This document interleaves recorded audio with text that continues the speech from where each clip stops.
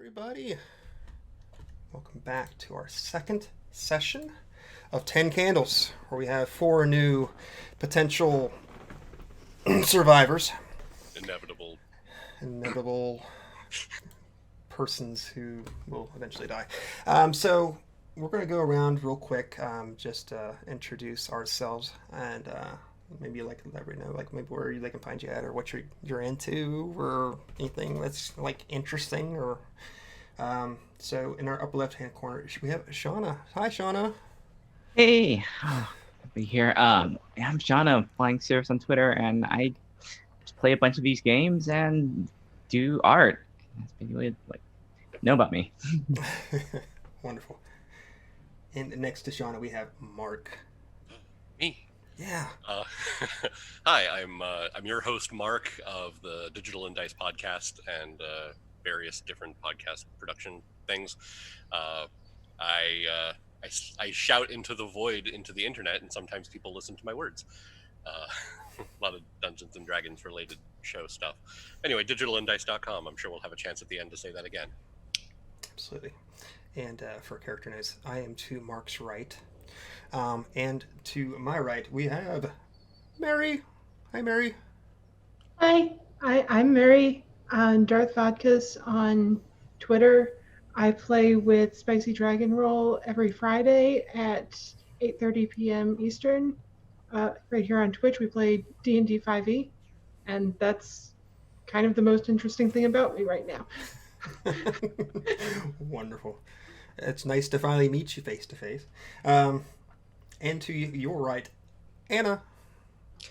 Hey everybody, I'm Anna. You can find me on Twitter at Dice Rolling Mama.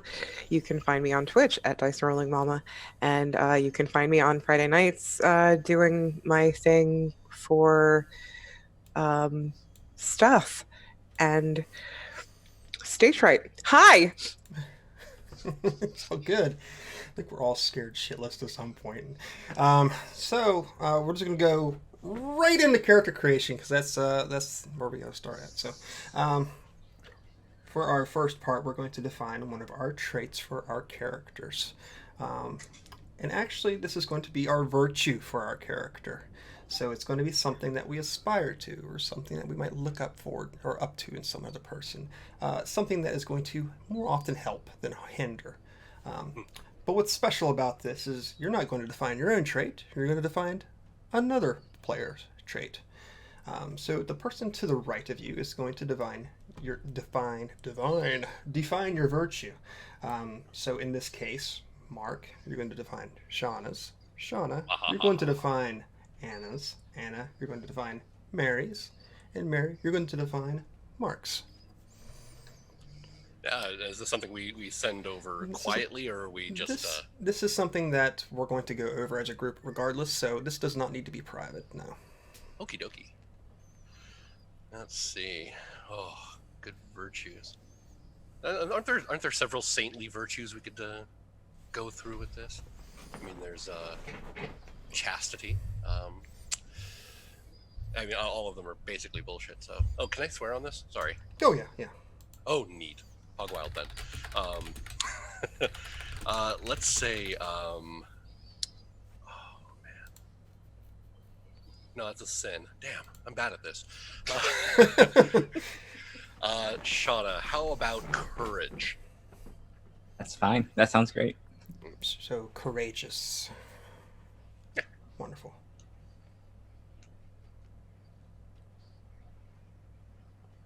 Whoever's next. I don't know who. What's up? Does it really matter who's next? Oh. Meri, how about generosity? I'm good with that. Okay. So, Meri, your character is going to be a very generous type person.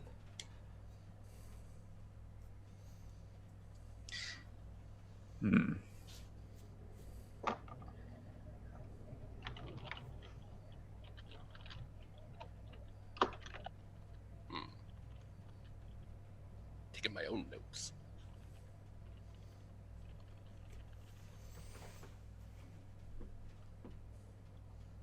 So who does that leave? Let's see.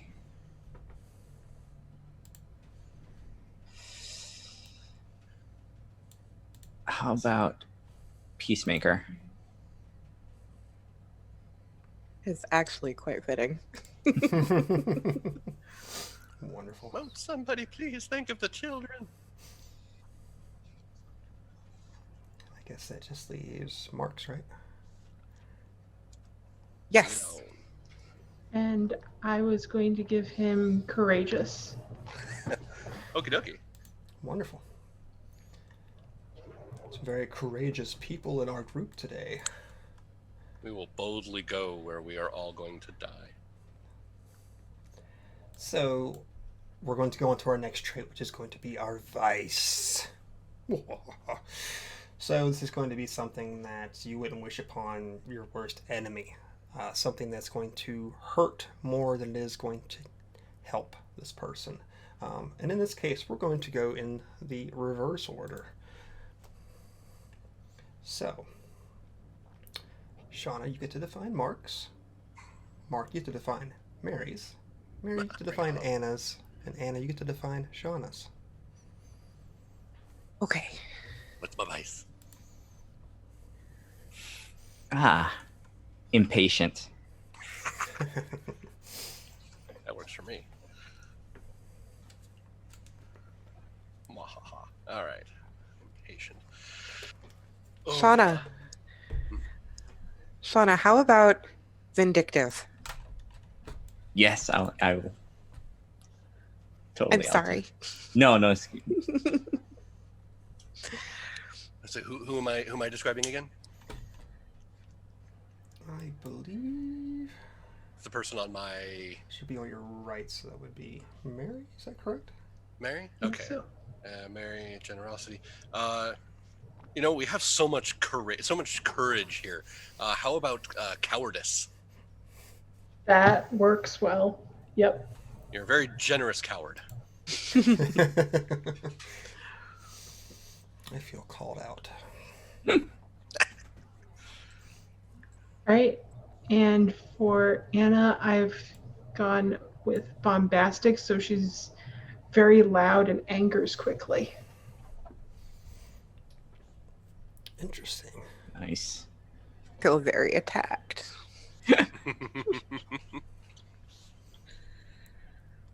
So we cover everybody's. I do. I think that's. Everybody's got their vice and their virtue. Yeah. Wait, what was Mark's virtue again? I'm taking notes. I'm impatient.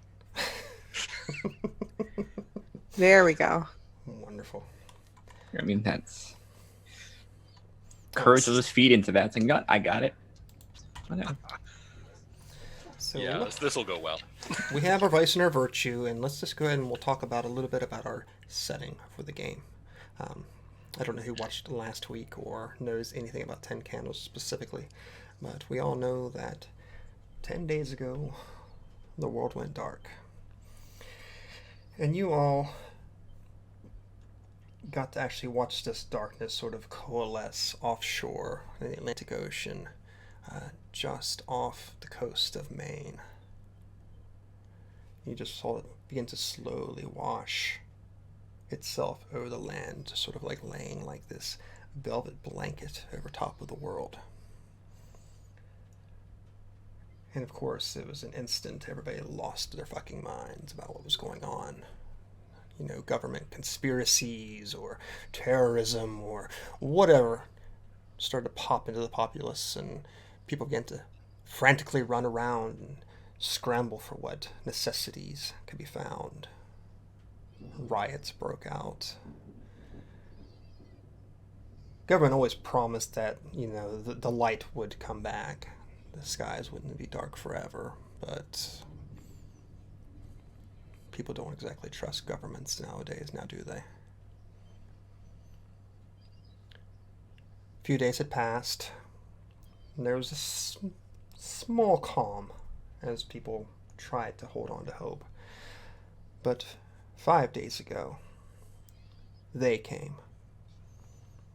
No one knows what they are, where they came from. But we all know that people began to disappear.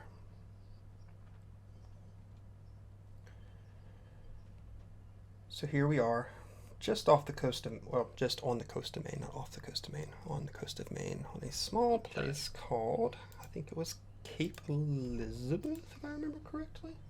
Yes, Cape Elizabeth. So that will be the setting.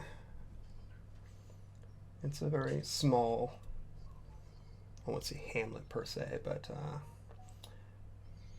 just on the coast, just south of, I think it was Portland? I have notes and I just can't find them all of a sudden. Because that means I'd be prepared. Yes, just south of Portland. You all have managed to find yourselves in a rather fancy looking house where you've holed up for some time. You found ample food. You found kerosene, which is very important right now because it's February in New England and it is cold and it is snowy and it is dark. The few things that you've learned by listening to the radio is wherever you can find a military installation or a police station or some local militia group promises that there's some safety to be had.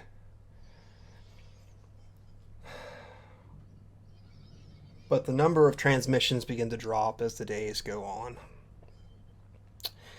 And you're not quite sure where is safe any longer. But you do know that you have very limited supplies here. Food runs low, especially with 4 people in a house.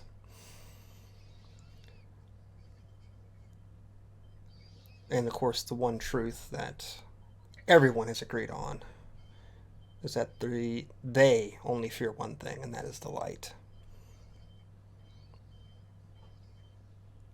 And that is the one thing that is now starting to come into short supply. As you all have witnessed, large lightning strikes streak across the sky from the ocean itself and strike the towns nearby. And all power had ceased to exist. The entire power grid instantly goes down. And what you mistake for falling stars in the sky above were really just satellites orbiting Earth, plummeting to the ground. There's no communication, there's no GPS, there's no power. Just you all, some meager food stocks in freezing weather. And with a radio that doesn't seem to reach anybody at all. Now, with that said, we're going to take a minute and think about where we're at, what our conditions are, why the hell we'd be in Maine in February, and come up with a character idea, a name, maybe a physical appearance, maybe a job, something to that effect. If we have an idea, should we just blurt it out, I suppose? Yeah, just go ahead and blurt it out. All right. I'm going to go with Carson Phillips. In his late 20s, probably about 29 or so. Okay. IT specialist, which makes him about as useful as an ice cube in a sauna.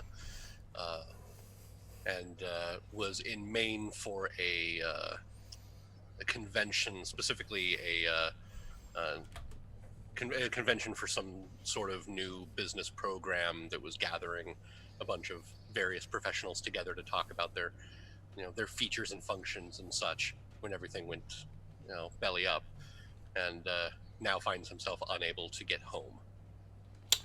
Nice. Very nice. Carson Phillips.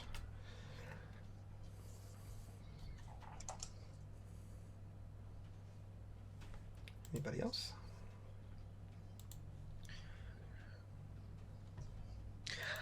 I will be playing Agnes Vance.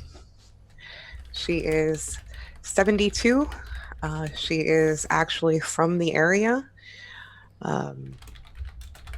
And she was out just trying to pick up supplies when all of this went down. Wonderful.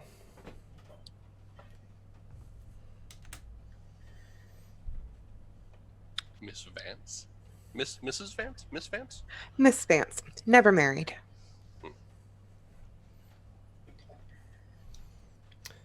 Meri or Shauna, you would like to go next?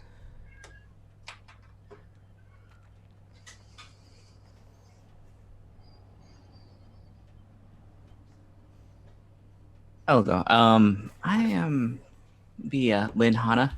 She was a college student. She doesn't know the area because she's from California, so she has been ill-equipped for the winter, and it has made her very grumpy. She hates it, which she constantly reminds everybody how much she hates the weather. And she wasn't going to come for really anything. She went for as a photographer, nothing. Okay. So she might know her way around certain equipment, but none of that stuff is around anymore. What was the name? Lynn. Lynn. Wonderful. And Meri. I will be playing Emelina Gray. She is a 26-year-old woman who is a member of the commune outside of town, and she has donated the majority of her family wealth to the commune. Interesting. Wonderful, wonderful. Now that we have a little idea about who we were playing and maybe a little vice and virtues that have been beset upon us by our wonderful castmates, let us sit and think for a moment about a moment that we want to identify for our characters. And this moment is a moment that we're hoping to find hope in a world that's completely concealed in darkness.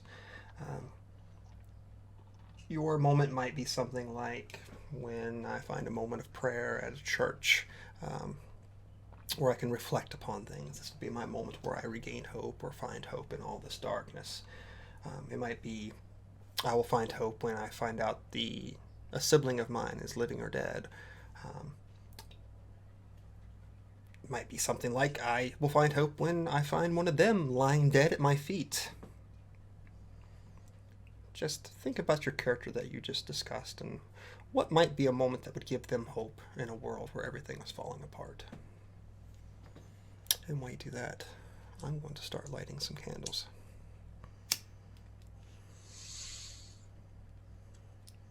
In a world gone completely mad, where everything that was normal is gone out the window, and people are disappearing, and there is no light and no comfort to be had, I think a moment of clarity and comfort would ironically come from a well-lit, organized office complex, in the way of cubicles lined up, clean floors, fluorescent lights keeping the place, every single inch of it, completely well lit.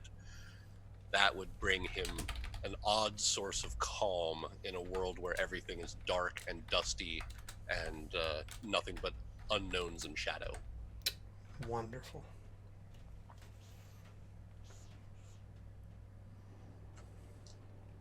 And the smell of stale coffee and old bagels and And my bread stapler. yeah. Someone spilled toner. Ah, yes.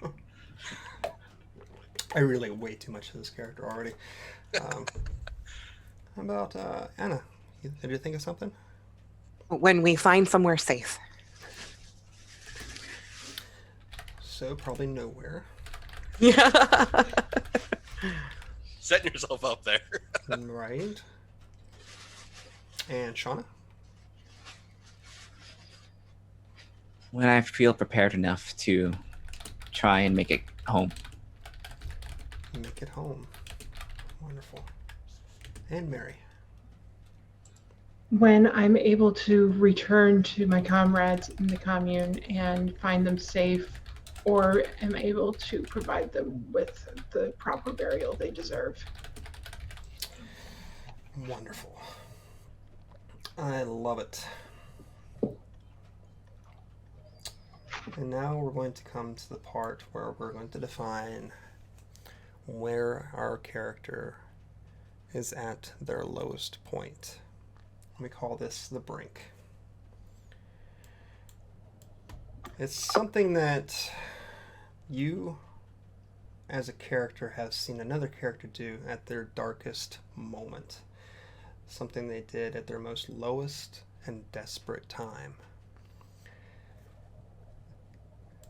And this is going to be helped defined by your fellow castmates. And as an extra caveat, I also get to play in this part. But Mark and Meri, you're going to have something special in this because you get to help me and I get to help one of you. So we are defining Brinks. Some of us already did it since you were gone. We went ahead and did some of that while you were having computer issues. But we are defining Brinks for one another right now, which is moments that we have found another character at their lowest point, where they have pretty much lost all touch with humanity. And this is something that they've done that's vile, disturbing, most likely. And it's going to be defined by another of your castmates. So in this case, Meri is going to privately whisper you one. And this is just for you and her to know. So your two characters, her character will know something that your character has done at her lowest and most deprived. And also in this case, you're going to send one to, I think it was Lynn? Yes, so or Shauna's. So you're going to send one to that you've seen Lynn do at her lowest point, her most depraved.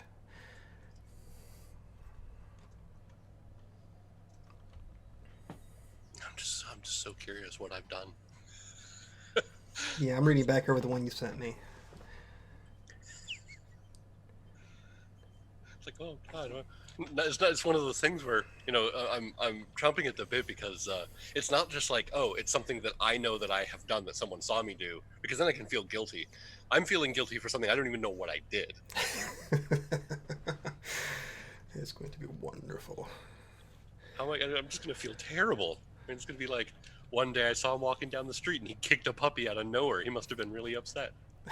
I'm going to be upset at myself. So if you guys have any questions too about what your Brink might, if you don't feel like it's right or something like that, you can privately whisper to me in Zoom and I can let you know. If you want to have help, furthering it, or if you want to say, is this a good one, or if you need help with that, by all means, you can whisper me on Zoom and I will respond to you. But if you all have it and it's good to go, just give me the thumbs up and we'll move on to the next part. Okay.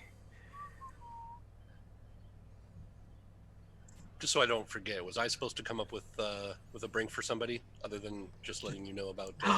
So all you have to do is just let me know. Okay, got it. Yep. Oh no. Anna happy. It's a devilish smile there. I'm worried. Oh my. I like this one. Hey.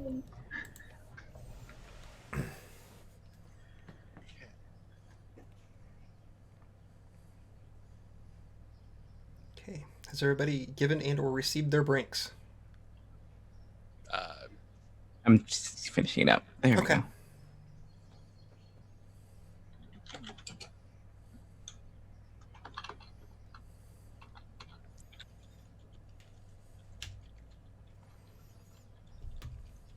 It's my 2-month sub-anniversary. Oh. Thanks. Yay!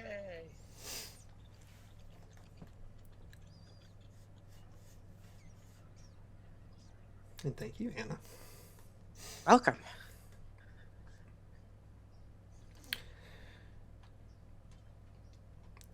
All right. So we good?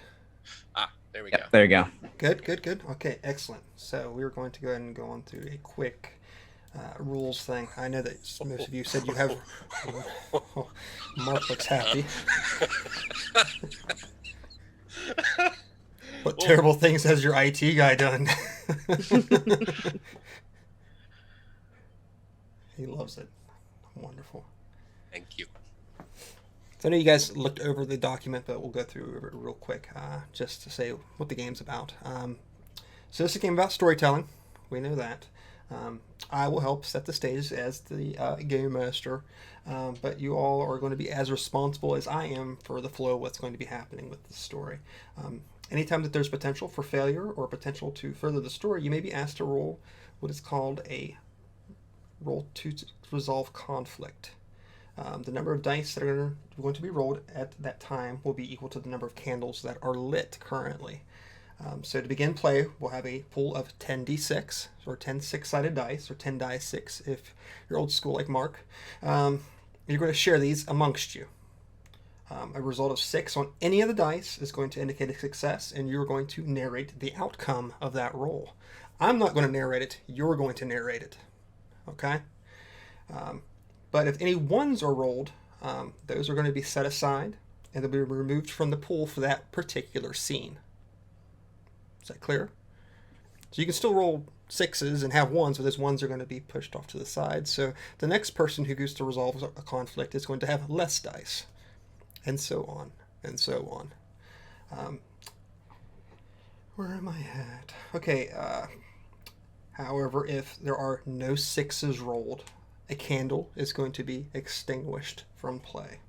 And that's going to indicate the end of a scene. So when the scene ends, the dice pool will go back up to the number of candles that are currently lit. So after the first scene, we'll have 9 candles, so your dice pool will go back up to 9 six-sided dice. We will begin to establish some truths about the story as it's progressed so far. But we can cover that when we get to our first candle extinguishment of the night, which will come whether you guys roll poorly or whether time just says, I'm going to blow a candle out on its own. So either way, the story will end regardless. However, you all have 2 traits that you had defined for each other at the beginning of this, a vice and a virtue.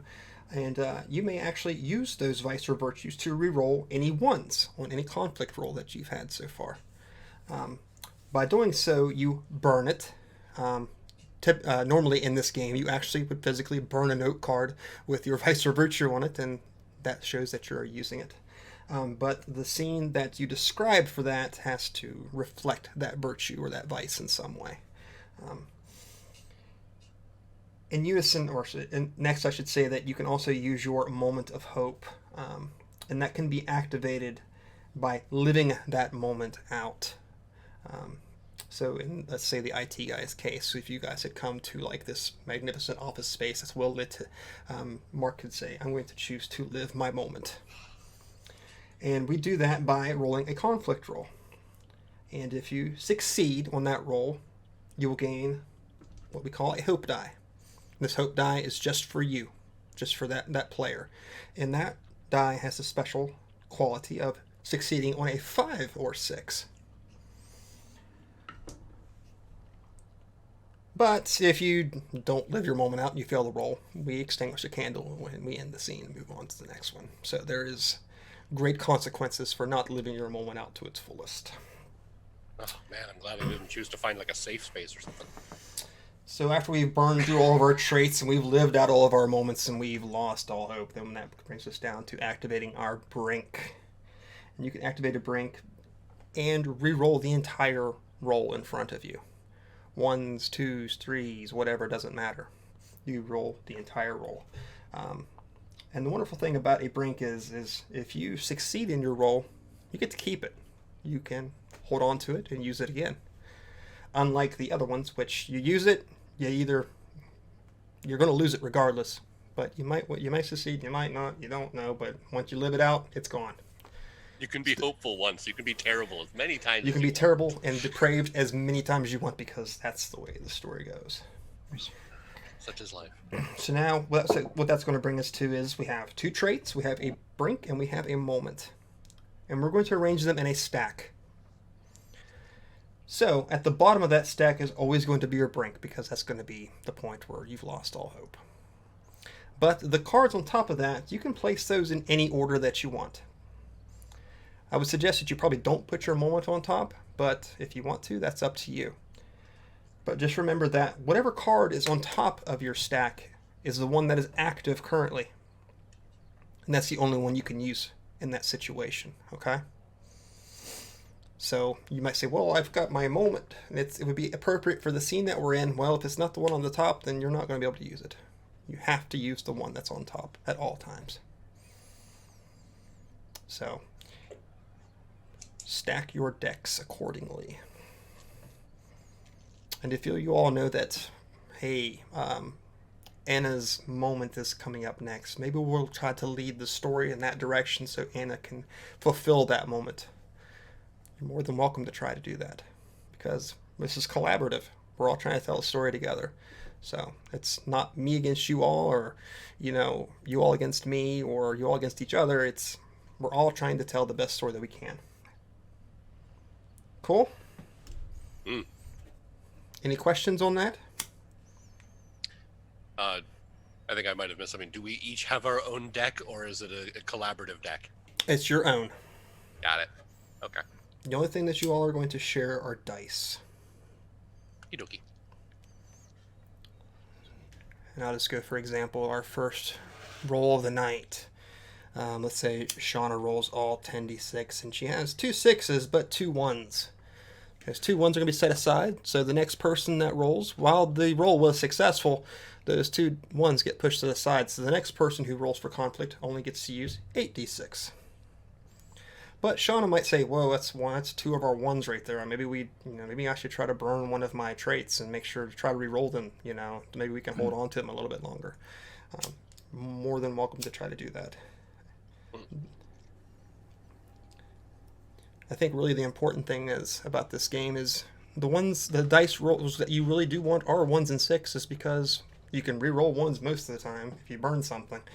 6s are always successes, but 2 through 5, they don't do nothing for you. So if your entire roll is 2s and 5s, that's a failure, and we're moving on with the game. No. So now, as I'm lighting the 7th, 8th, and 9th candle, we're going to take a moment. We're going to think about all these things that we've talked about in our characters, and we're going to talk about our final message. And this is what we're going to leave to all those behind. Maybe loved ones, maybe to society in general. This is going to be your chance to talk to the world and give your final message to the world. Anybody volunteer to go first?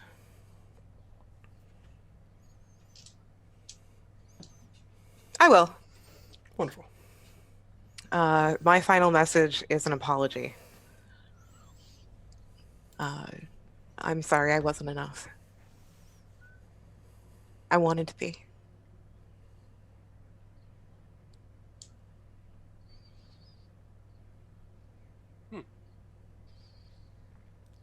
Anybody else? I would say served us right.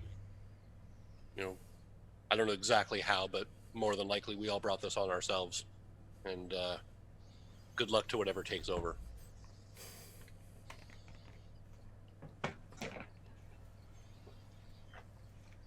No cheerful nihilism there.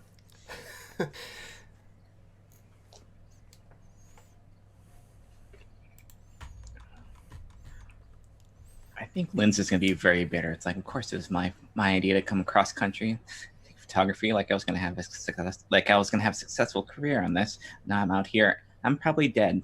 So good job, Minnie. Hey. I feel like Lynn would have this really successful Instagram account or something, and I was an influencer. Yeah. I could be completely wrong. I don't want to push that on your character. Emily. Those voices didn't stop.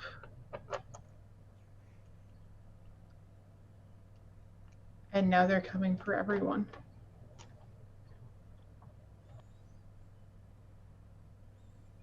Yeah. Wonderful. So, now that Carson, Agnes, Lynn, and Emily have all given their final messages to the world, we're ready to begin play. I will signify that by lighting the last candle. And from here on out, any candle that goes out will be an end of the scene, and we will proceed forward with the game in according fashion. So, we begin. As I said, it is winter on the Maine coast. Beautiful house, right on the cliffside, we'll say, and it's overlooking the ocean below with these rocket, jagged cliffs leading all the way down to the Atlantic Ocean. The moon is up, so there is some semblance of light outside. Nothing to completely devour the darkness away, of course, but it's out there. Maybe it's some sort of beacon, at least something to follow. But you do know that your lights are getting lower as the hours progress. Food is dwindling, and the kerosene heaters, while it's so dangerous to have them inside, you don't dare extinguish them just for the light and from the heat that they provide. But even they are beginning to grow colder as your supplies dwindle on them as well. So, tell me, what are you all going to do? Where's your next move? Where are you going to go?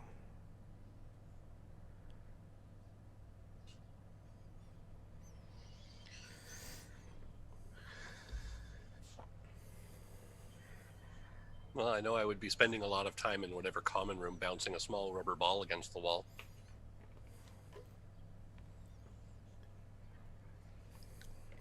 Not productive, just So there's keeps me busy. that real light sound of that kerosene burning, that sound, and then the occasional sound of the ball bouncing against the wall in the darkness in the night, echoing in this little house. I would probably be checking on people to make sure that they were okay and had what they needed.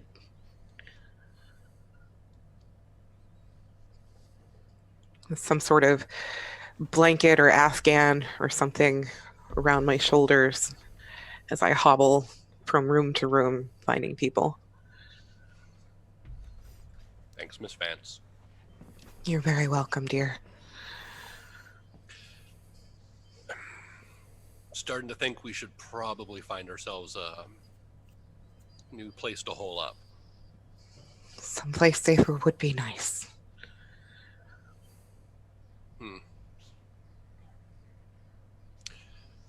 Know if the corner store still has a propane tank outside? I'm sure I could get someone to check for you. Well, no one alone. Probably get a few people to grab one of the lanterns and make a trek. I don't know if it's been taken already, though. I wouldn't know, dear. I'm sorry. I can check with the others. Maybe they'll know. I'm gonna go find. I'm gonna go find Lynn. She's probably down the hall. She has.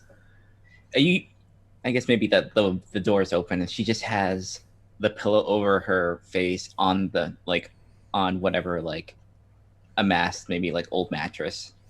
It's like, I'm gonna throw that ball in the water. Keeps doing this every time he gets bored, which is all the time. Is there something I can help you with to take your mind off of it?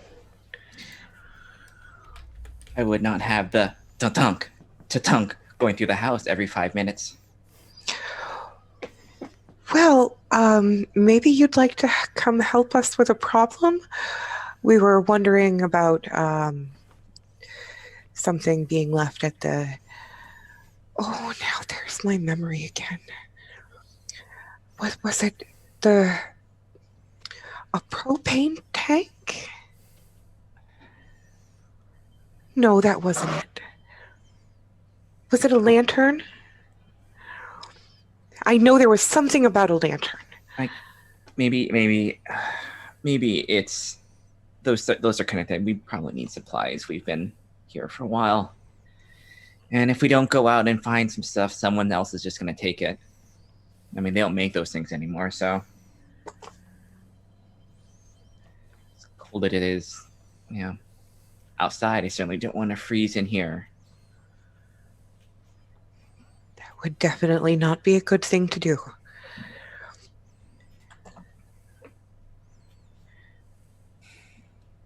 No, I'll be down. What time of day is it? Is this right now? It's always night, but you would guess. Technically. Yeah, I mean, Everyone's really. If you have a cell phone and has any sort of charge to it, while you don't get any, signal, there's no internet, there's no cellular signal by any means. I guess it's maybe like 12:30 in the afternoon. Yeah, I was just wondering for as far as sleep cycle. So she's probably been kind of just laying down still hasn't quite gotten up yet. I'll be down in a little while. Sorry. Supposed to get everything ready. No light. Yeah. Everyone's just annoyed, bad mood. Oh, that's awful. That's the worst part. I don't want to think about that.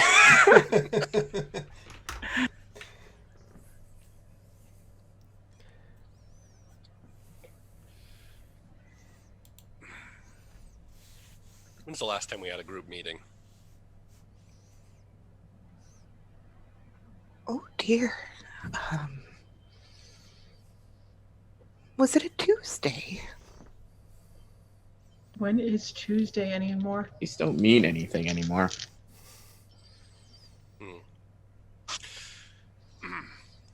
All right, well, living room time. Suppose we should probably figure something out. The ball bouncing stops, and I'm sitting on a chair next to the. Oh, so we have a fireplace, I'm assuming, potentially.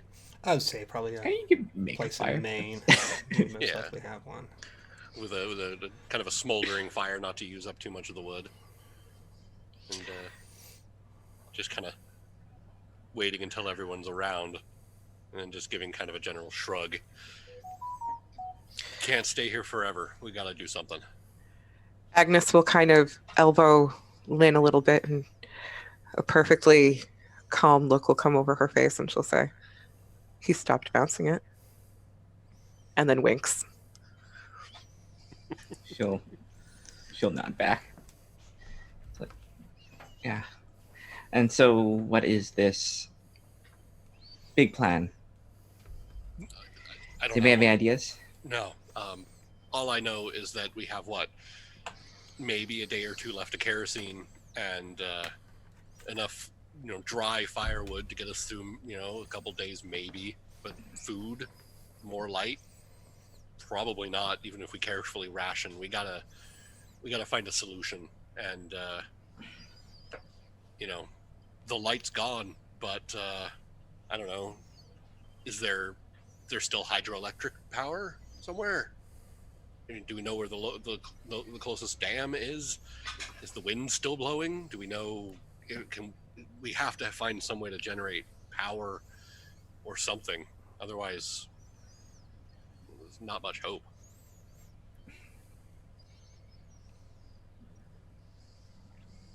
I don't know the area. Don't look at me either. I'm not from here either. Miss Vance, do you know? Well, I know a little bit. I'm from, just 20 miles north of here. So I only know a little bit about this area. But there's a hydro. What was it you said again? A dam. Oh, there's a dam. Yes. We call it that dam. Clever. Okay. It's that way. And she sort of points somewhere. Isn't it that way though? Oh, yes, it's that way. Okay. Thank you, dearie. Of course. Well, if you're sure, I can't double check anything on Google Maps now, so are we willing to use up what we have left to make that trip? Or is it worth potentially being left in the middle of nowhere with no light? You know? Well, I guess if we can't find anything here, that's gonna happen to us anyways. My only thoughts are if we can find a gas station, find a road map, something that might be able to tell us where we can find some form of sustainable power. You know, I'm sure by now all the shops have been looted. We're not going to find car batteries. We're not going to find camping equipment. We'll probably barely find food. Yeah. Oh, there's a Circle B right down the road. The Circle B gas. It's got a circle. It's got a B in it, not a K. I can't say it's a Circle K. No, that sounds lawyery.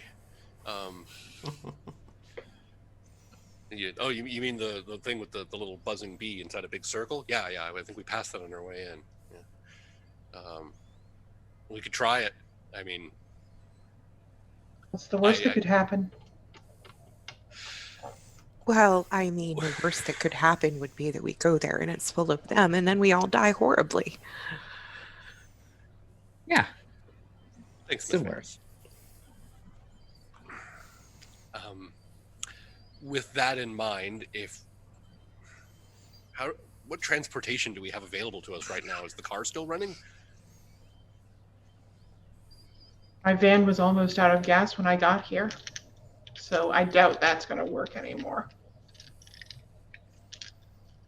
All right. How close is the Circle B? Oh, about a mile as the crow flies. Okay. Anyone else have any idea? Are we going to wing this? I think the Circle B is probably our best hope. Well, at least there. If we find a map, we can at least gauge what our chances are out there. All right. Bundle up then, I guess. It's cold out there, and we're not. We don't have the luxury of protection, so let's do what we can. And those of you who think you can swing a stick hard enough, grab something long and pointy, and let's go. Yes, everybody make sure you wear a sweater. I think Lynn just looks at Agnes like, I think Lynn is wearing like 6 sweaters on top of each other at all times, like minimum. Well, one more isn't gonna hurt. No, as many as possible. Yeah. All right. I gather up warm clothes from wherever pile we've allocated, and get ready to go. So we're going out in the darkness. I mean, where else would we go? I grab a fireplace poker. Is the fire still going?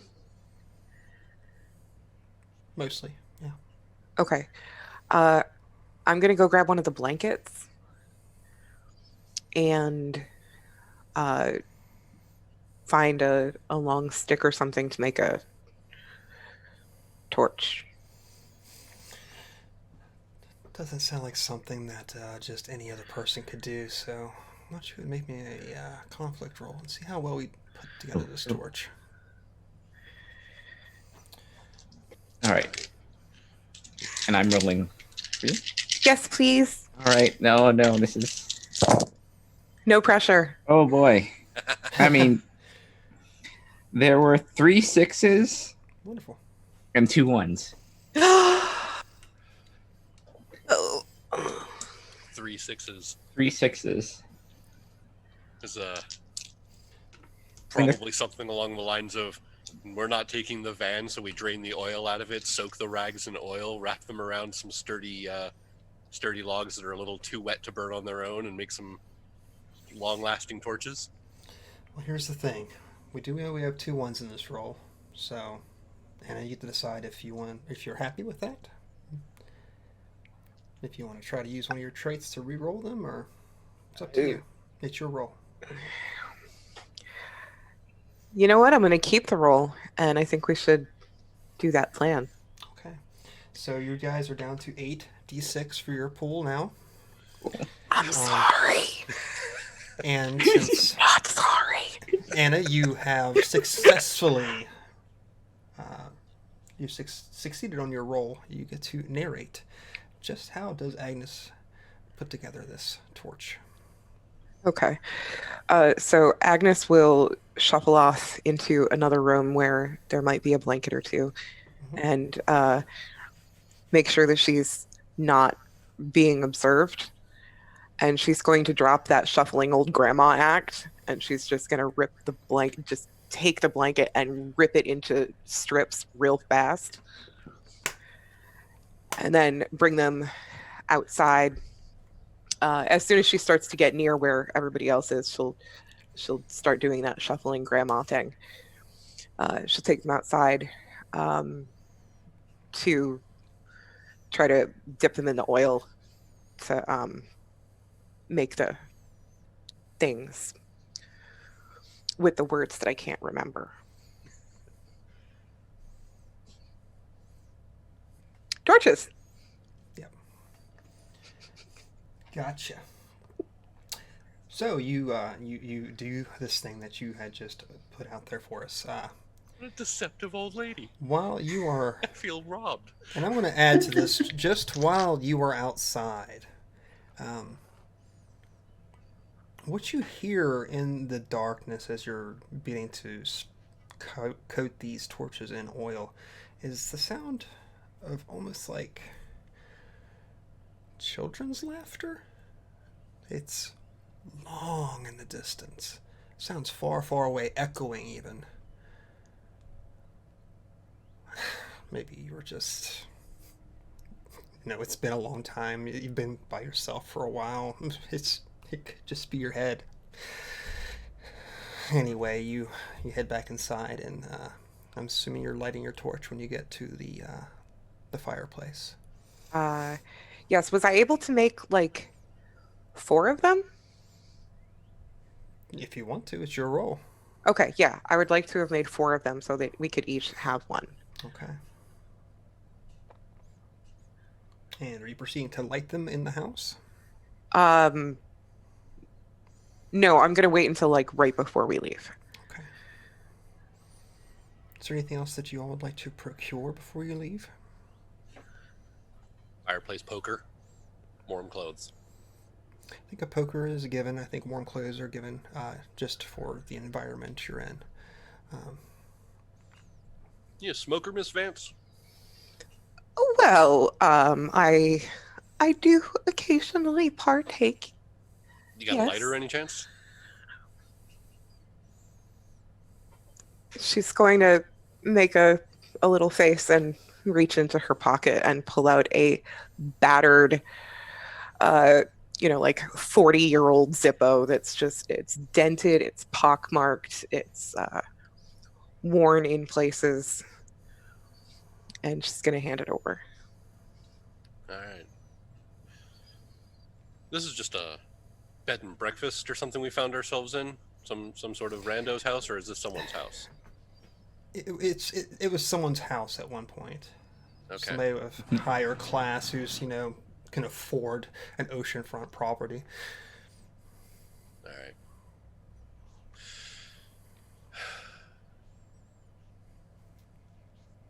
Anyone have any objection of leaving this place a blackened ruin? And what I mean is by making a nice giant towering flame as we make our way off into the darkness. Well, what if we wanted to come back to this place? It's safe. For how long? Who knows? It's safe now. All right. It's better than nothing. Okay. No burning bridges. Got it. 4 houses. Okay. Yet. Okay, so you all decide to step out into the night. Is that correct? With your newfound torches and your old battered Zippo lighter and what little bit of clothing you guys can have muster up together. Should be plenty for the weather that you're in right now. It is cold. Don't get me wrong, but I mean, you guys are prepared. It's fucking Maine. Of course, you guys are gonna have warm clothes on. So you step out into the night. Who's lighting up these torches?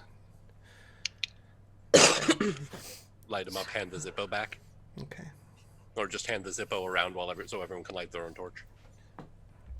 So there's this dark smoke that rises from them. Just the burning oil, it just does not leave the cleanest fuel, we'll just say. They definitely burn. And they look like they're going to burn pretty quickly, but just from the fluids that you're using on them. And they're definitely leaving these dark trails, even against this dark sky, with a little bit of moonlight that's cascaded in the environment above you. You can still see little trails that your torches are leaving. And as you're putting your back to the house, it's about this time that you all begin to feel the earth begin to shake slightly. Oh, that's not normal for around these parts. And there's a Hell crack. is that? And there's a crack of rock. It's one of these famous East Coast sinkholes. Usually those are a lot more sudden. I mean, this was pretty sudden. Well, sudden by like you drive over it and boom, you're in a hole. That was We quite a should- shake. We should get going. Yeah. Quietly. Best we can. We're taking off on foot. Are we trying the van and a little bit of gas it has? What are we doing? I mean, if there's gas left at Circle B, then we can fill the tank up too. That's a good idea. Pumps are active. That's And if there's not enough gas to start, we can always push it. All right. Only Well, if a that's the mile. case, we don't light the torches just yet. Yeah. Okay. Who's going to try to make sure the van's going to be working? It's my van, so I'll do it. Okay. You have 8d6 you can roll. I don't know, an alternator from an exhaust. Please do.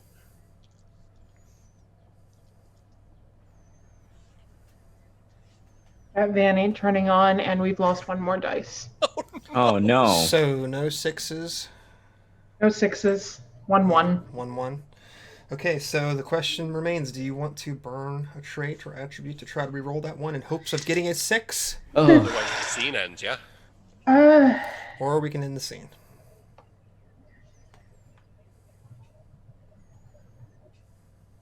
You know what?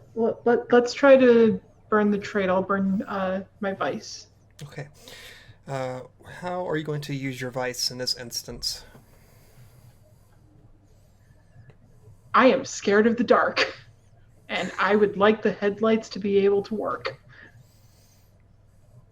Okay. So go ahead and mark off your vice. And re-roll that one die for me to see if you can get a 6 on it. Well, we don't lose the die anymore. oh, that's good. Well, Oh, we no success. No success. And with that, our first scene has ended. So it's just some kind of banging and sobbing coming from the van for a few I moments. think once Lynn gets the hint that this van is not going, I think she kicks and just yells, "Motherfucker!" Just like just kicks the tire, just frustrated. Okay, The tire goes so down. 9 candles remain. Your dice Lord. pool is now at 9 dice, so you have gone back up to 9 dice. But now the one die that you have lost by losing a candle is going to go to me now. Oh, And what this means Okay. is if I can exceed or meet the number of 6s that you roll, then I get to take narrative control of your successes.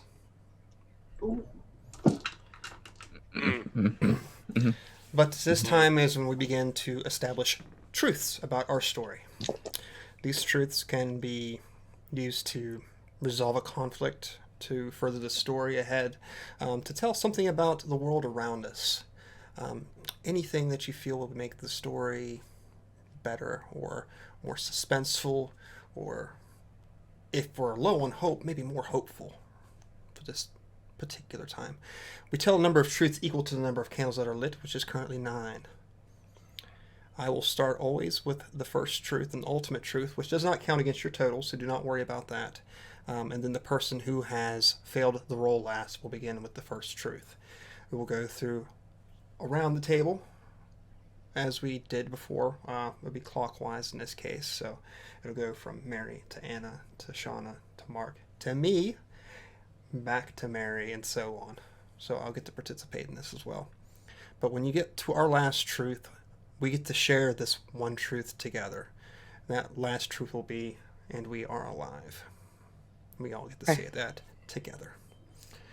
But I will start. These things are true. The world is dark. Meri, what is our first truth?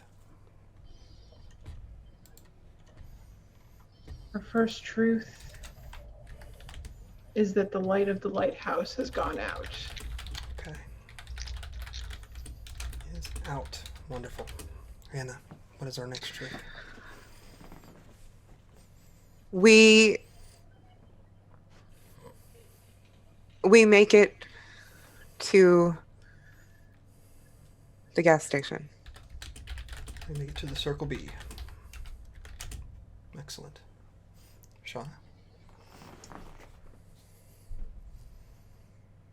When we had a radio, there were no signals coming back, being received or out.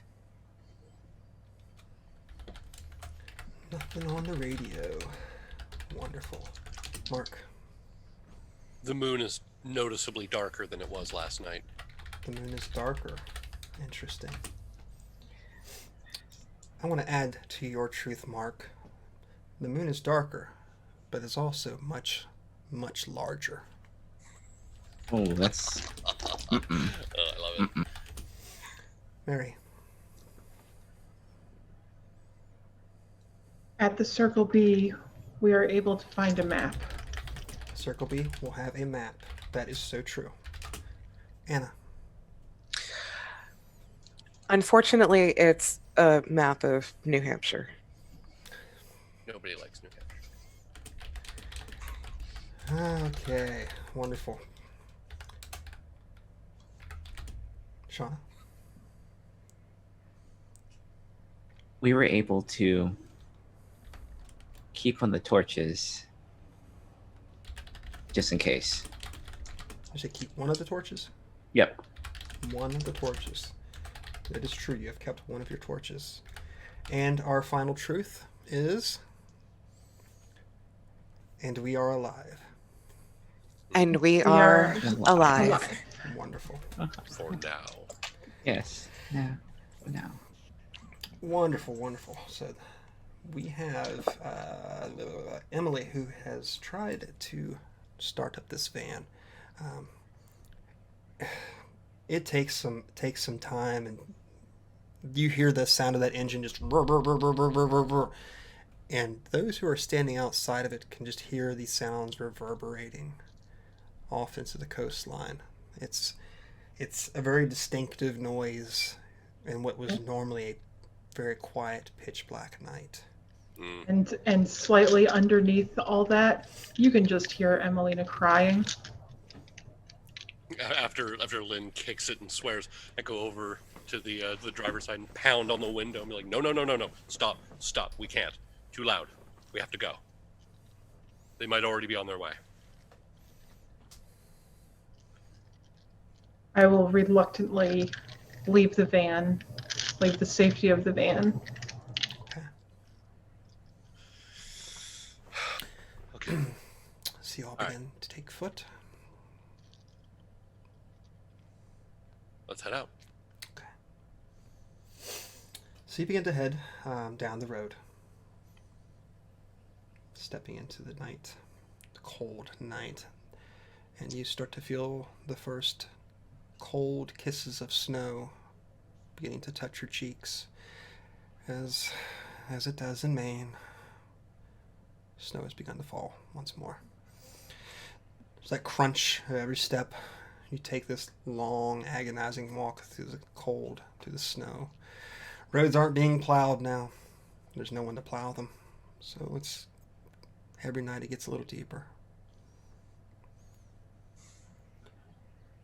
You manage your way down the coast, closer and closer to the Circle B. That's what we called it. And off to your, what would say your left, which would be your southwest. You begin to see some of what the coastline is. And the suspicions from before, the cracking, the shaking, begin to make themselves apparent as you see these heavy stone cliff sides have crumbled down. And what you would normally see of this beautiful Atlantic Ocean reflected with the moon above it and the stars, all you see from here to the horizon is just sand and rocks, as if the entirety of the ocean has receded entirely.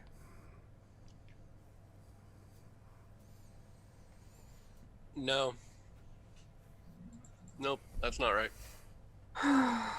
That's like when the old man's face fell. It's very sad. Beach is stuck here anyways. Doesn't that usually mean there's a tsunami happening? Should we be running? Doesn't. I think that's only when they recede very, very, very quickly. Last I looked, there was water. Well, the last we looked was days ago, dearie. That's fair. Well, it's probably too late now to get any further. So, Where did all the if it water happens. go? Very thirsty fish. Yep.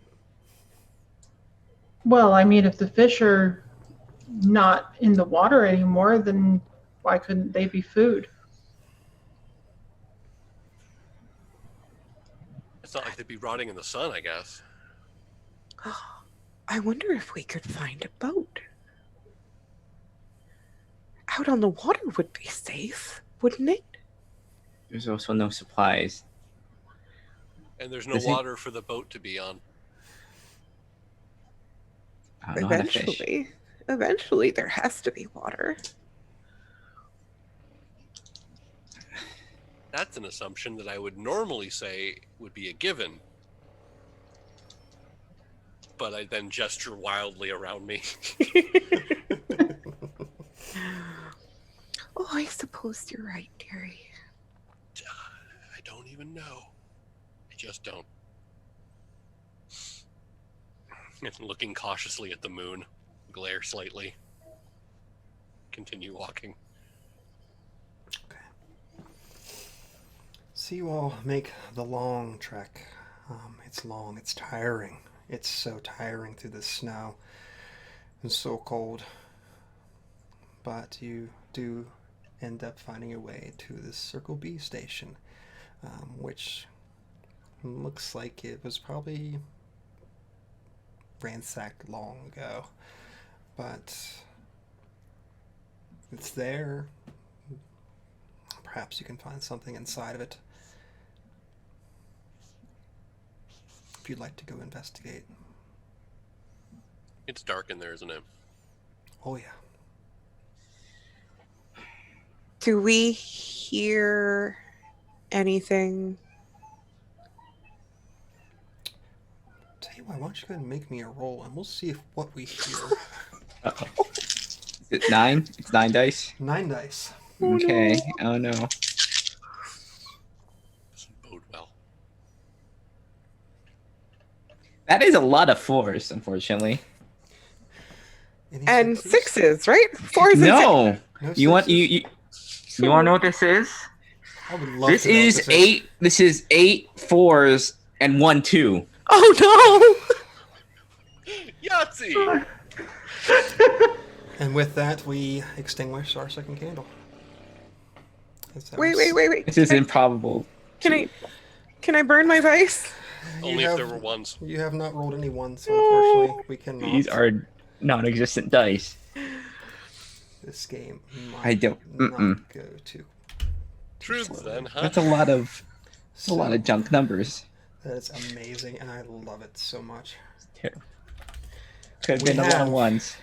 8 candles. We have 8 dice, and 8 truths. Anna, since you are the one who failed Yes. to roll, you will have the utmost Yes, sir. pleasure of telling us what our first truth is. Okay. Our first truth is that there's someone watching us. Okay. Shauna, would you like to give our second truth?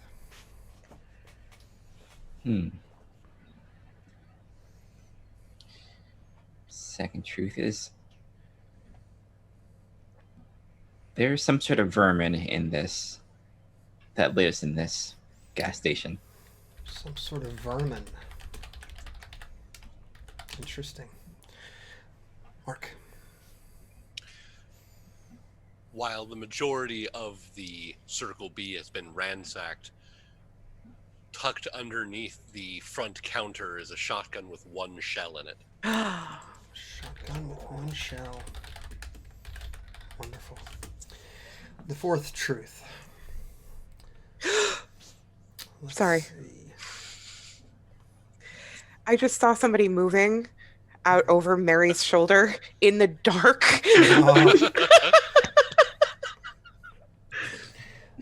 The fourth truth is going to be there is going to be another quake not too long from now.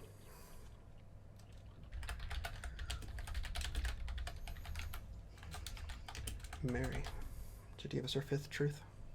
The fifth truth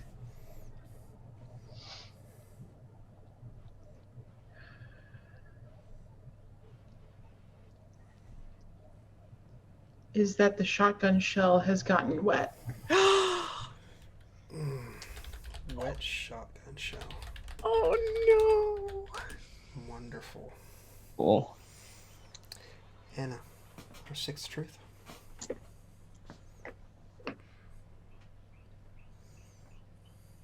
Even though the place has been raided and is not really able to sustain us,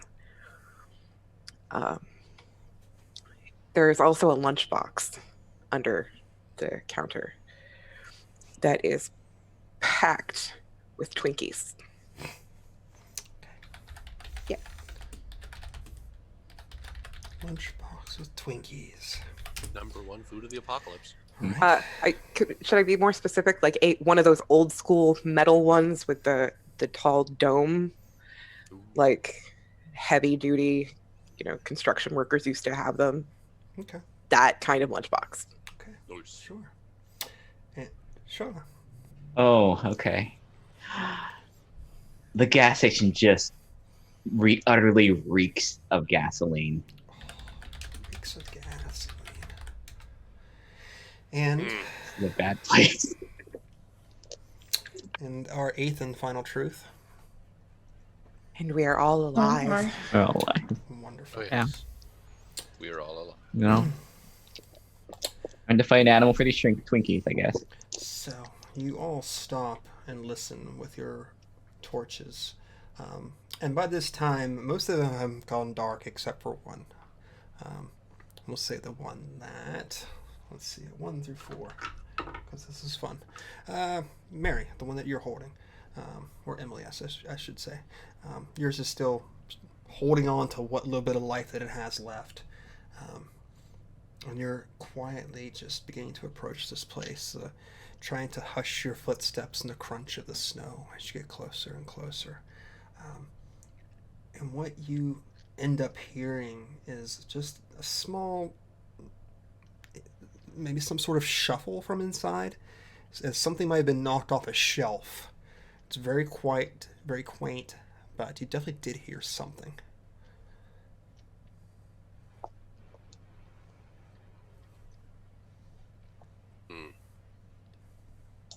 Does anyone want to check that out? Eh, Or are we slow. just like not? I slowly lift the fireplace poker. Sure. I'll take next one, I guess. Well, we can always go together, Yeah. watch each other's backs. She has a walking stick. She's like, well, okay, Alright. let's do this.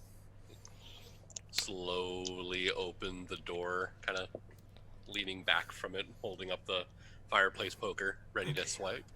Before we get to that point, let's just say, as you all are getting closer to the front of the store, there is an overwhelming, just pungent smell of gasoline everywhere.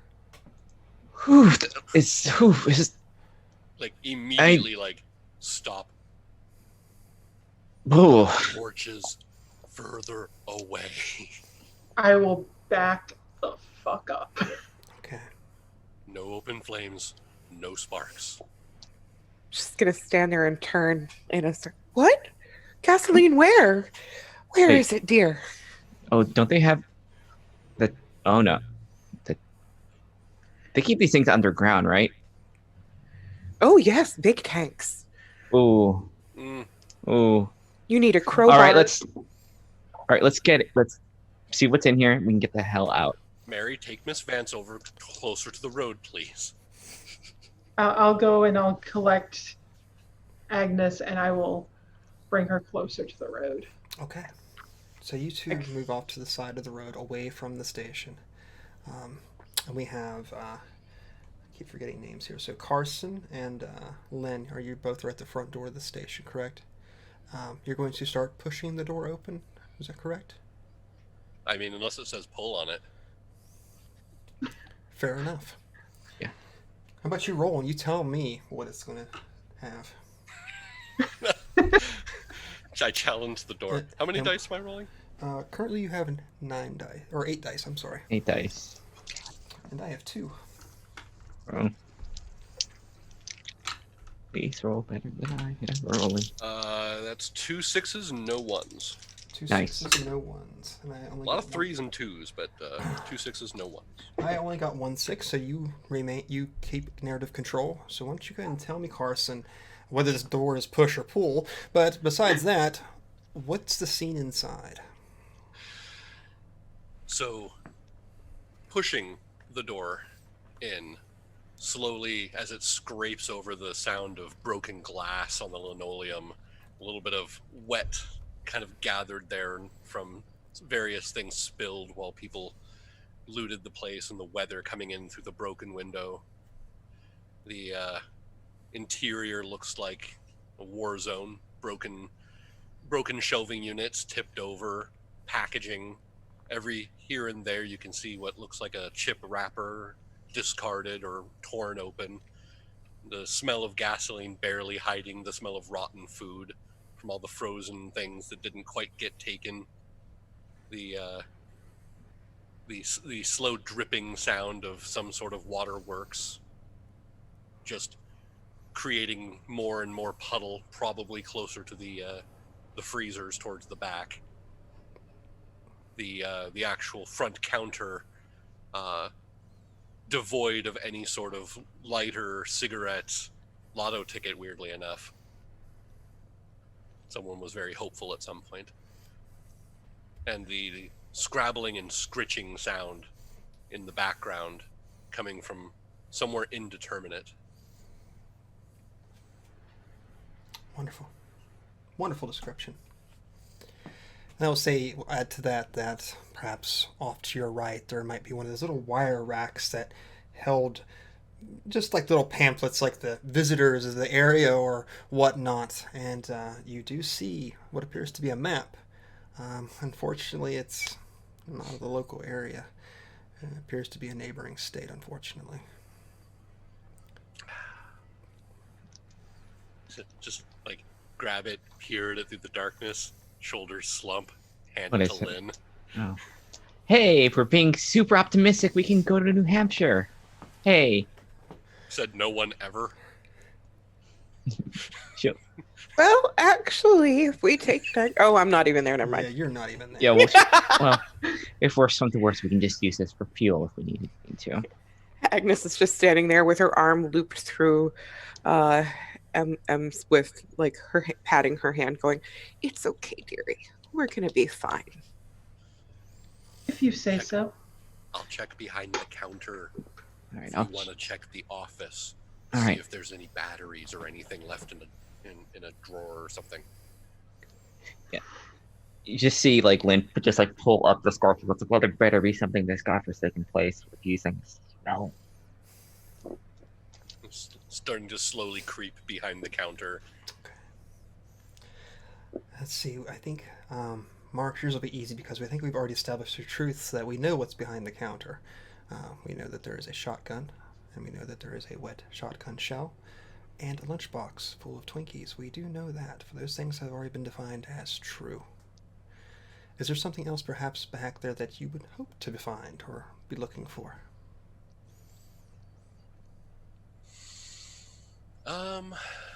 Things you would find back behind a counter. I mean, if someone in their haste perhaps knocked over the display of classic Bics that's ubiquitously on the counter of most gas stations, perhaps one or two found their way wedged underneath one of the displays, and take a quick look to see if I can pocket a lighter or two.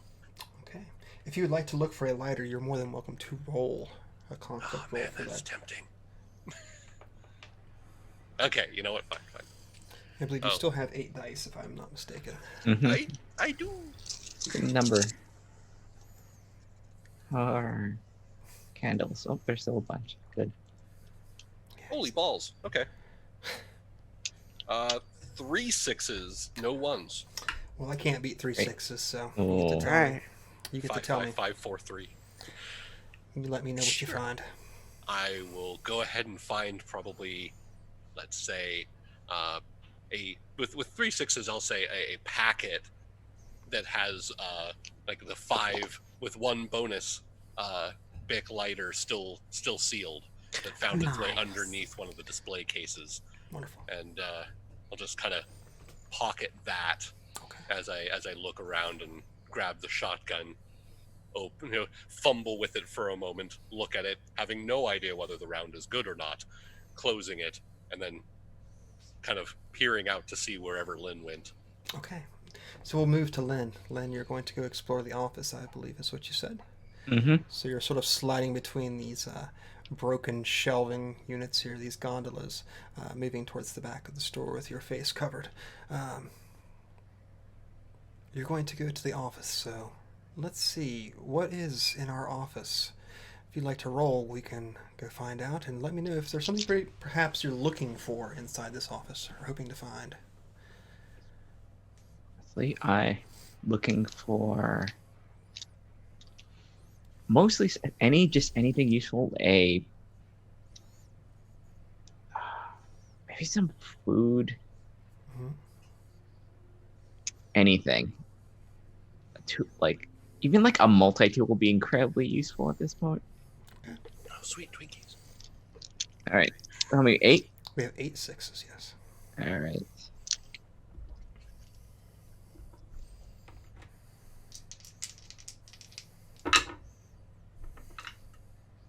That's not great. Uh-oh. That's not great. Never let me roll anything, ever. There's 4 1s. Oh, okay. Oh no! Good chance for a reroll, though. Yeah, I am gonna. Yeah, no, I'm gonna keep it. I'm gonna reroll it. I don't want to. Oh no! Oh my god! I don't think I have any recourse not to reroll. Yep, I'm gonna burn. I am putting on my top of my list was courage was on top of the stack. Okay. So how are we invoking our courage to try to influence this roll? I think she's just going to. This is where the sound was coming from, right? Sure, we'll say that. Yeah. She's just gonna just rush in there and just as fast as she can, just not hesitate and just like, okay, we're good. Cause like, just like open it and just rush in there and just kind of like just scramble through it. Okay. Go ahead and Right. re-roll your ones there. All right. 1-6. Oh, good. Okay. Good. Yay! Out of the 12, Any ones? no ones. Okay. No so ones yeah, this time. All right. So Oh, how many sixes was it? I'm sorry. 1-6. Okay. I have wrestled narrative control from you. Cool. So you still succeed, but so you Excellent. steel your nerves and rush inside this door. And what you're greeted with is this simple desk. There might be like an old camera system that has long since gone dark. The monitor sort of turned off to its side. And you see behind it a scuttling creature suddenly as it shoots past from you. Your quick eyes do glance upon it, and you do see that it looks to be a rather large rat of sorts, which seems to run from you as soon as it sees you. But there's that smell in the air of like stale urine that creatures like this would be everywhere. I mean, it's a circle B. Yeah. Yeah. You sort of take that long gasp. Oh. Sort of maybe kick yourself. Damn it, I can't believe this guy's so scared over nothing. And begin to rummage through the drawers. And what you find is it looks to be a key of sorts. Maybe there's an adjacent building or something it might go to. But you do find not the multi-tool that you were hoping for, but you do find a rather medium-sized flashlight, one of these mag lights. So it's a nice sturdy metal one. Sort of look down on it and take a breath and press the back, and you do see light illuminate from the end of it. You see, I think what occurs here is like, it's like, oh, shit. And then just like rummaging, and then, yes, my God. Startled out of my Twinkie reverie by a flash of I light. think Right. that Lynn is maybe a little bit of an asshole, and just like she comes out and just like clicks it off and on right across the face a little bit. God, what? Why would It's a flashlight. I can see that? It still works. Okay. Point There was also a rat there's some rats. in the flashlight. No, not yes. In this flashlight, there were like 8 of them. This is powered by rats right now. Okay, No. Okay. Anything? What did you find? Did you find anything else? This was the only thing other than like it smells like gas and piss in there, probably from that rat. It's a circle B. I put the lunchbox on the counter and open it up and point. Twinkies. The hell? And from down, clunk, a shotgun. It's got 1 round. Poetic. I mean, there's. That's dark. Okay. Well, 1 shot's better than no shots, and at least it can be a good club, I guess. Yeah.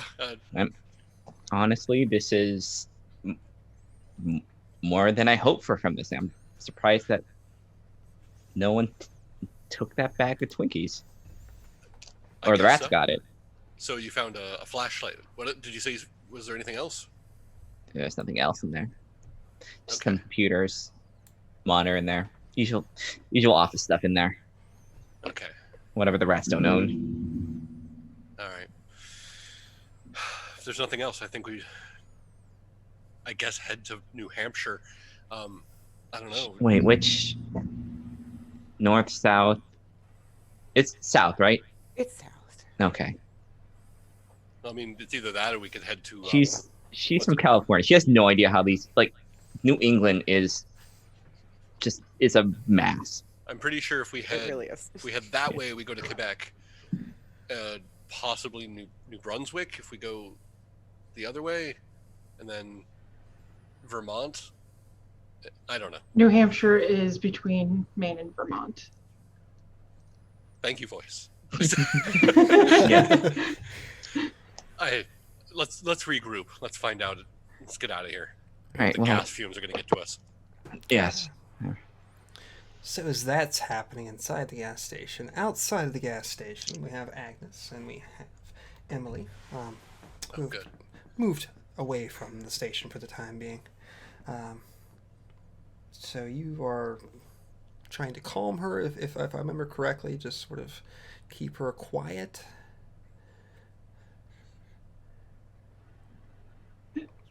There's I'm just comfort. It's okay. Car wouldn't start. Car wouldn't start. No lights. No headlights. Can't get home. Can't do anything. Plenty we can still do, dearie. Don't you worry.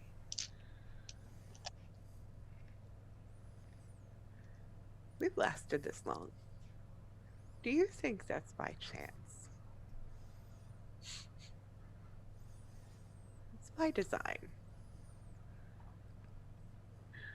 And she drops the doddering old woman act and she's like, we're going to get through this. You're going to get through this. I probably won't. Look at me. I've had a good run.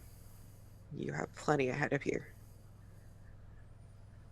I hope you're right. I really, really do.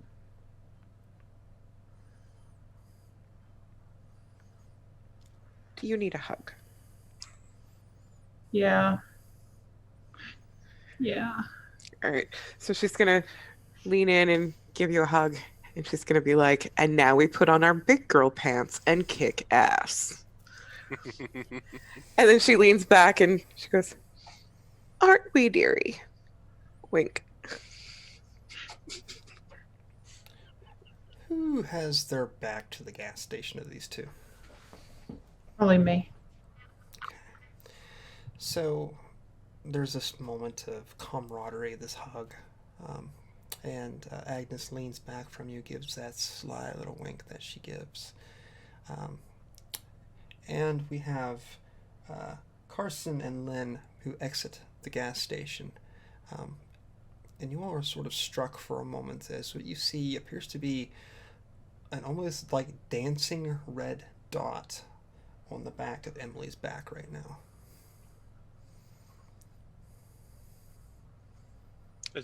I start looking around to see if I can, like, is someone playing with a laser pointer? Like, where would it be coming from?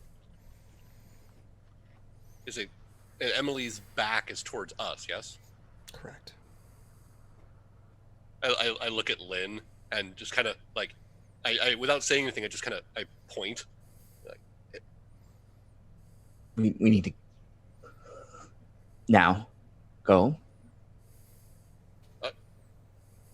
Shit. Thinking about it for a moment. Yeah, I think she'll. Are you holding the gun? The gun. It's just like at my side, still and holding it in the same hand. She'll look at it and then at you. It's like, and the only building nearby is the gas station. Is that right? Probably within like the block. Yeah. Okay. I kind of like point at Lynn, and I point at Emily, and I'm like, go behind cover. And I start looking, like I run to the side of the gas station to see if there's an access ladder to the roof.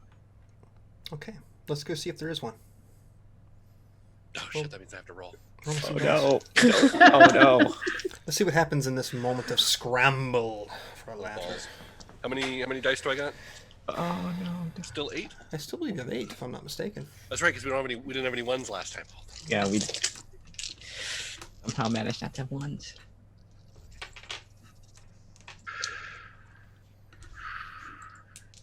Oh, okay. Well, that's a 6 and a 1, Okay. and that's it. That's all there is to say about that. but I don't know. I don't know if is it worth losing that die or burning my vice, because that's what I got right now. Ooh. You know what? I'm gonna do it. I'm gonna go ahead and burn my vice of impatience. Oh no. Okay. And I'm gonna run over to the side of the building, and if I do not see a ladder, I will scramble up whatever dumpster / air conditioning unit / whatever there is on the side of that building, because I don't want to lose a die just in case whatever we come up against is going to be a problem. Okay. So Don't die in a huge gas explosion, please. Okay, it's not a 1 anymore. Wonderful. Okay. I have not taken control from you, so you have full control of this scene right now. Goodbye, Vice. So yeah, I'll go ahead and say that yes, there was no access ladder, so I end up scrabbling on top of a dumpster and then jumping up to an air conditioning unit, getting up onto the flat roof of the gas station, and leveling the shotgun. I will slowly creep forward, looking around at the various structures that are on top of the roof here, and seeing if I can see anybody happening to be pointing anything of note at our dear friend. And if I do happen to see a figure, they will be crept up upon and have the shotgun placed against the lower portion of their back, and an audible clack sound of it racking. Ooh, that's a lot of stuff all at once. It's good stuff. Let's back it up just a little bit. So we have you on top of the roof, sort of the flat part, sort of inching your way forward quietly. And you do see someone on top of the roof currently. It seems like they're using one of these large air conditioning units as cover for one side of them. Currently, they look to have like some sort of long rifle in their hands right now, and they're looking down it, and you can see like the little bit of the red dot moving just slightly through the reticle. Now, if you'd like to try to sneak up on this person, I want to get a roll for that, because I think that would be far more interesting than just saying that you sneak up on them. That's okay. I will. Now, because I might as well. I saved that 1, so I apologize to everyone. 2 6s, no 1s. Okay. So tell me what you're just going to regurgitate what you were going to say before. I stick with it. I sneak up behind them and I place the shotgun and I rack it. Mm-hmm. And I probably follow it up with something something heroic, like, "Who the hell are you?" Okay. So you didn't take a shot, if I'm correct in hearing this, correct? I'm not shooting I don't know who this person is. I'm not going to shoot them. You're clearly not a good guy. I mean, Maybe. not to sound. There's also gas everywhere. Like, you can kill someone, but. Right. So what you see is this person doesn't even really flinch once you speak to them. What they do is you can see them like take their hand off. It's not on the trigger per se, but it's like laying to the side of it as if they're ready to take a shot at any moment. But they lift their hand just slightly. That was my computer. All right. You got me. So what are you going to do with me now? I have you drop that gun there nice and slow. Just place it down in front of you. So you hear the soft clatter of the gun as it hits on the metal roof. Okay. Now I'm think for a second.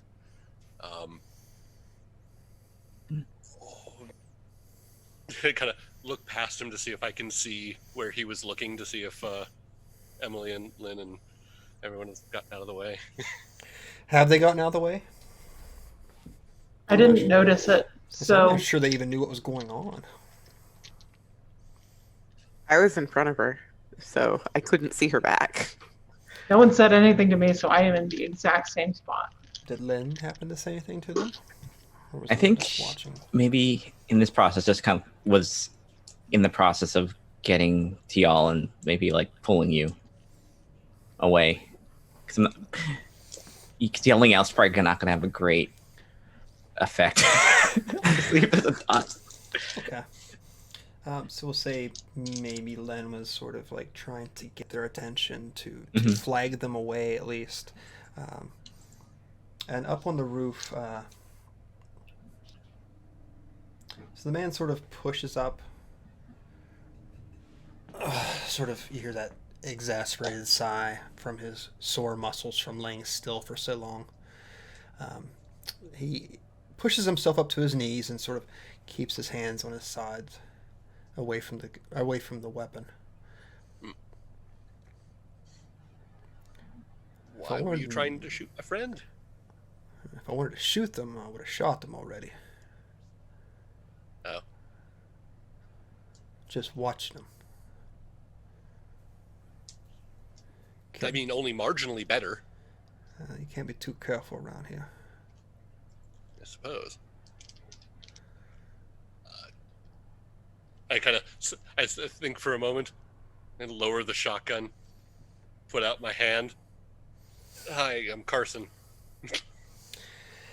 He turns, looks at it. Cute little wimp like you came up behind me. Oof. He grasps like you're like this, like that kind of handshake almost. Goes, I'm Frankie. Hi, Frankie. Thanks for not being one of them. Yeah, I guess I could say the same. So what You the? realize you're sitting on top of like a gas bomb, right? There's just gas fumes all up inside here. Yeah, that's kind of the point. This is my last stand. Oh, I mean, sorry to interrupt, I suppose. We're headed elsewhere, and there's safety in numbers. There ain't nowhere else to go. You realize that, right? Well, I mean, that's what we said before, but now we're here and we found Twinkies, so we don't know necessarily what's going to go on down the road, but maybe it's worth a shot. And everybody's dead. We're not. Not yet, you're not. But... Point. Look, I was out here with in a hunting group with some old friends from the SEALs, and if they can get us, they're sure as fuck gonna get a little group like you. No offense. None taken. I mean, they haven't taken us yet, though, so maybe dumb luck will get us through.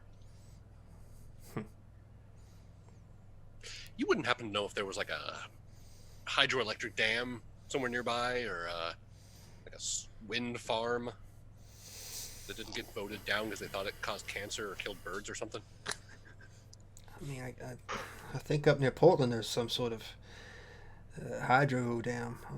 As far as It's on the other side of the friggin' country. I don't know, boy. It's only about 20 miles north of here. Oh, there's a Portland in Maine?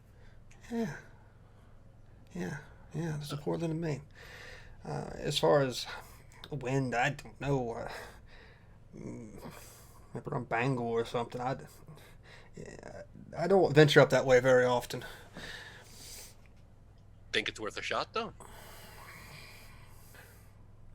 That's a long way to go, Yep. especially on foot. Yep. You got more than one little shotgun amongst you? I look at the shotgun. Nope.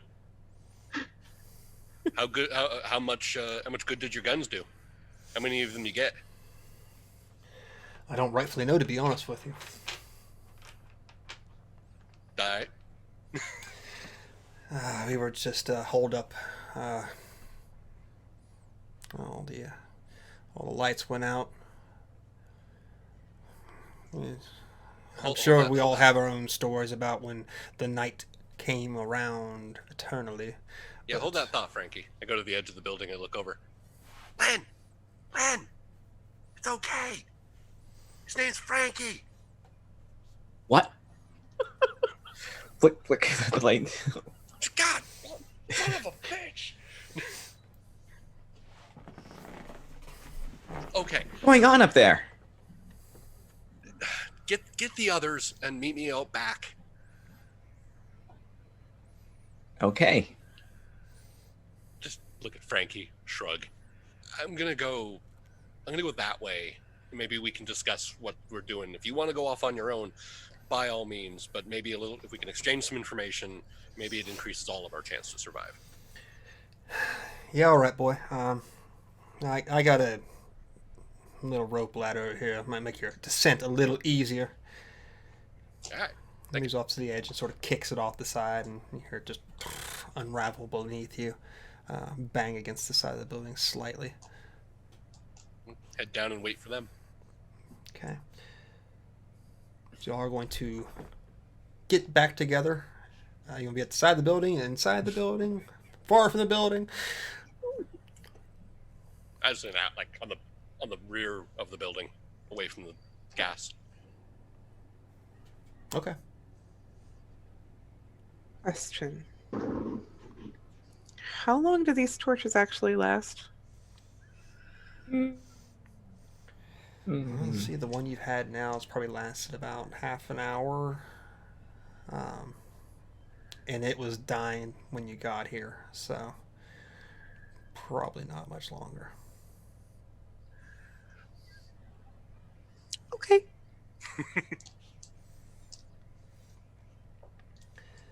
So you all convene. Frankie actually pulls his own little flashlight, like a little, almost like one of those little cop flashlights, little annoying pissy ones. Sort of like. And he's holding it like that too. Yeah. Yep. Yeah, he's sort of like looking from face to face. What a ragtag group you all are, huh? Except there's more of us than there are of you, so we've done pretty well so far. Just saying. Don't antagonize the man. He's been So, who's our new friend here? Lynn, Emily, Miss Vance. This is Frankie. Pleasure. And, Hi, Frankie. So, are you king of the Horde gas station? Is that what this is, Frankie? Let's say this is the Circle B for bomb currently. Yeah. Just a little holdout spot for the time being. Actually, I had a friend who was scouting around for us, but I haven't heard back from him in the last 24 hours, so most likely he's fucking dead. We can keep an eye out for you. If we see you again, we can let you know if we found him. Yeah. I told him I'd be here, so I'm going to be here for now. At least for a little while. I look at the rest of the group and I point at him and I shrug, lean in and be like, you wanna tell him about like the house maybe? Give him a place to go rest. It won't explode. Maybe. I mean, if he wants to explode, then we can let him explode. And he's been hanging up on top of this roof for at least 24 hours. I mean, those gas fumes must have been fucking with his head. Well, I mean, there were beds of a sort at the house, and I'm sure laying up on that rooftop was uncomfortable. Maybe the house would be a better option. Leave a note for his friend in case his friend shows up again. Do him a kind turn, leave a note for his friend, give him directions to the house, and then we can go on our way, he can go on his, and best of luck to both of us, I suppose. Yeah, we don't see each other again. That's okay, but we all know his friend is them food, so there's no need for a note. Probably, probably yes, but We probably he does have a shouldn't tell gun, him. so We probably shouldn't tell him that his friend is them He food. probably is overhearing, and we're not the best at whispering. And Frankie's just sort of back there with his arms crossed, like. Every so often, I'm looking at him, getting... Agnes is just gonna look up and go, "Hi, dearie."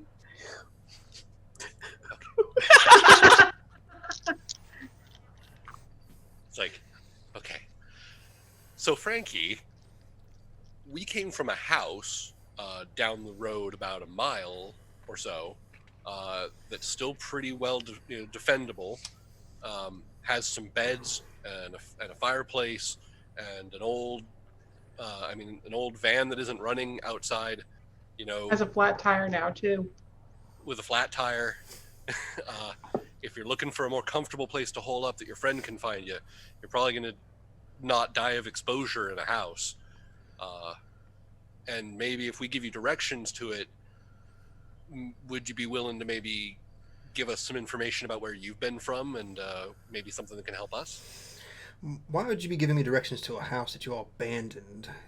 It can't be that safe if you all decide to wander No, we out just here don't have into the supplies. because there's freaking 4 of us here. night. Okay.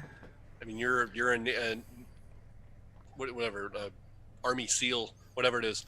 A I'm Navy sure SEAL. that, Don't sorry, you whatever. ever say something like that to me again, boy. Fair enough. I'm sure your ability to survive in a bed and breakfast is well above 4 other people. So maybe you can find better use for it. But what we need is a potential place we can find a generator or some electricity or something. Well, it was one of those. Word am I looking for? Sort of a. My whole mind just went blank just suddenly. It's okay, Frankie. Warehouse we understand. stores. Yeah. Or something.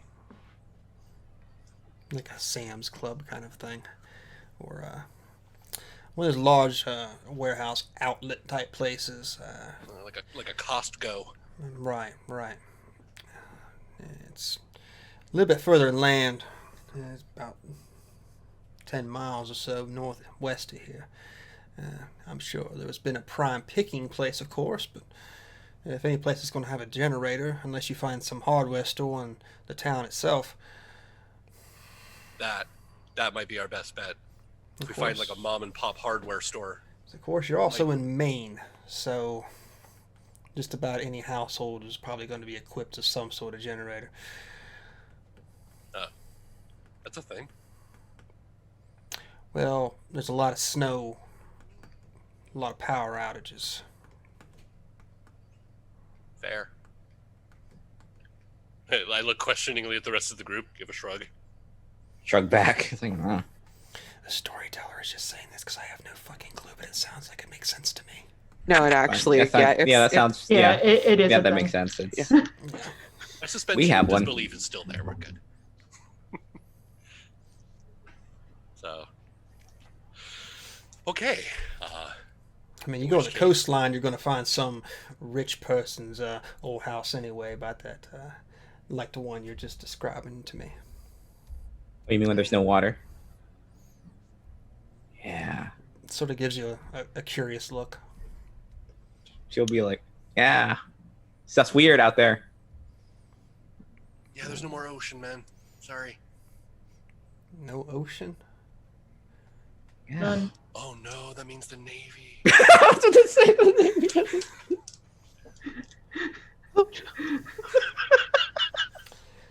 Jesus Christ. Sorry, it must be the gas fumes. It just gives you like this incredulous look, like, what the fuck is going on around here? It's the end times, dear. Time to get right with God. She's a little doom and gloom, but it's okay. I'll tell you what, I'll go So this place you all described to me. I'll hold up there for a few days and see what kind of fortifications I can get set up. If you, for some reason, make it back, I'll make sure I don't shoot you on the way in. We appreciate it. That's very kind of you, dearie. Mhm. We'll make like a whoo, whoo, so you know it's us. I'm Once sure like a I'll- barn owl, twice like a brown owl. Is that all you got on you? Is that old shitty shotgun? I kind of like sheepishly look around, like, fire poker. He goes to the side and unstraps and pulls a handgun from it and holds it by the muzzle out towards you guys. If any of you know how to shoot your own hands off, you're more than welcome to take this with you. I'll grab it. Thank you. Seems to be like an old 1911 pistol. My dad used to have one of these. Taught me how to shoot it. Oh, thank God. Thank I'm God, visibly indeed. relieved. Okay. Well, Frankie, best of luck. We appreciate it. Hopefully we'll see you again. He takes his pack and sort of slings it over his shoulder. Puts his rifle over the other one. Yeah, good luck to y'all. Good luck to you. Yeah, good luck. Might want to watch out if you do go to the big cities. I hear there's some strange things going on up there. Rest in peace, dearie.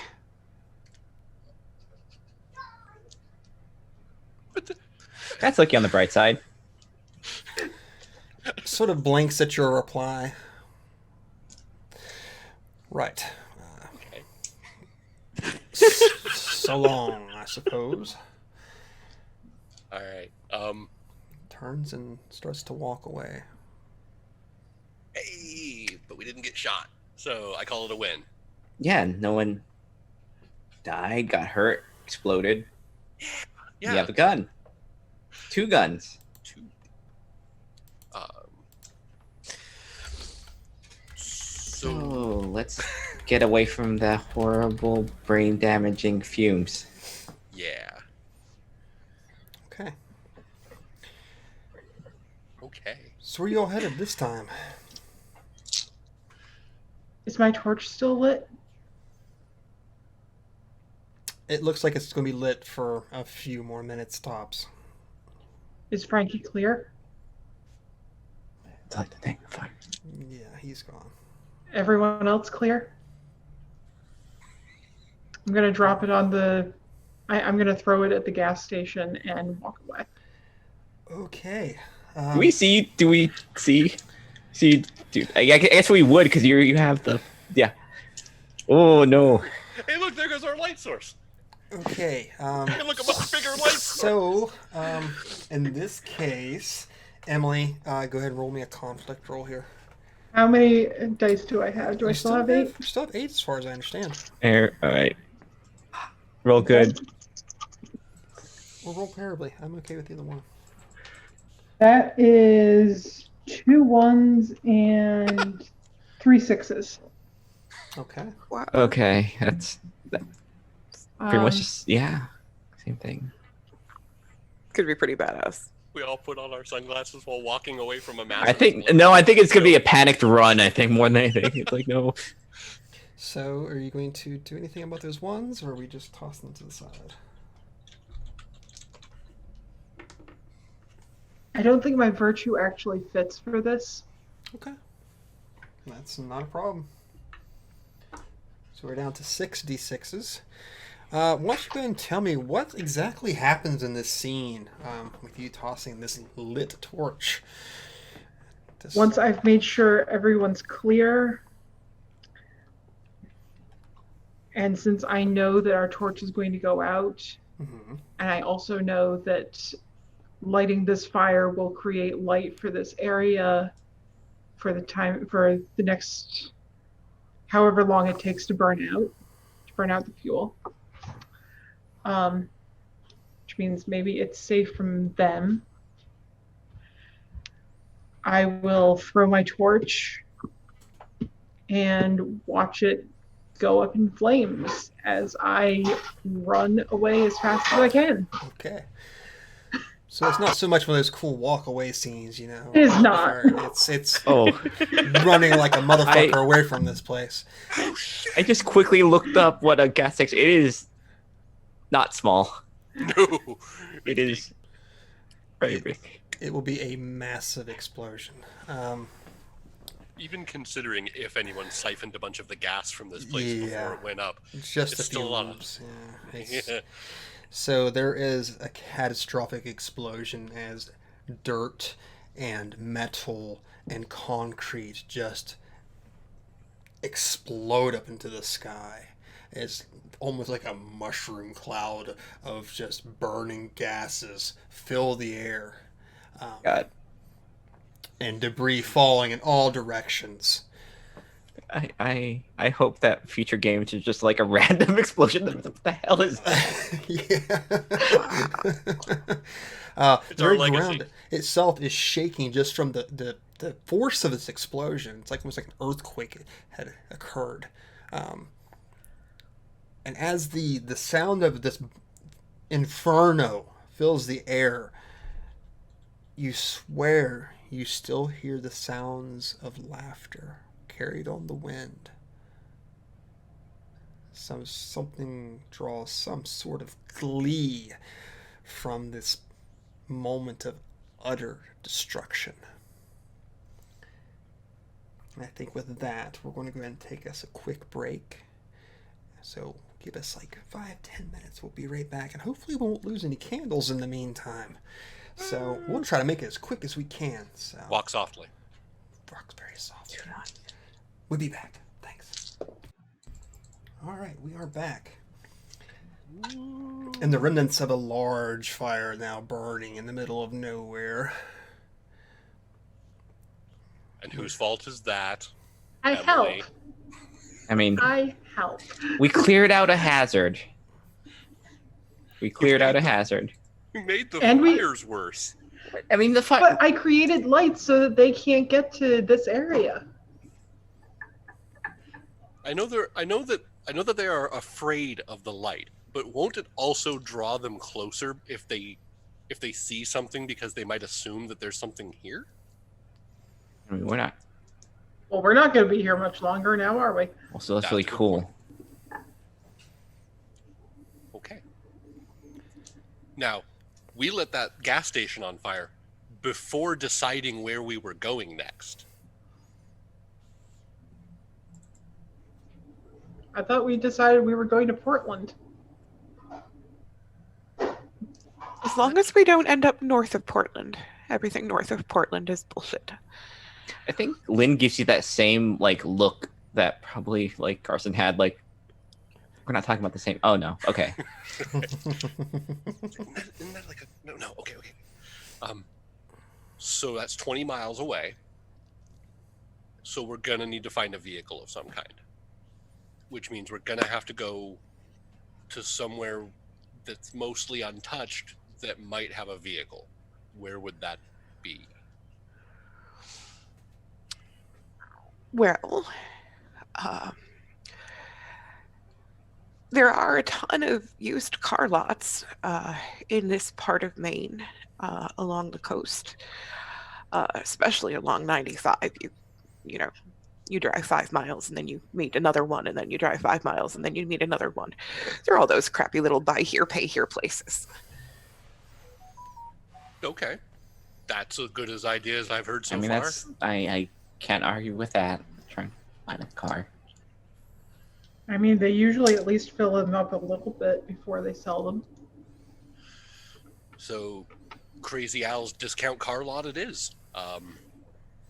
So we head to the freeway.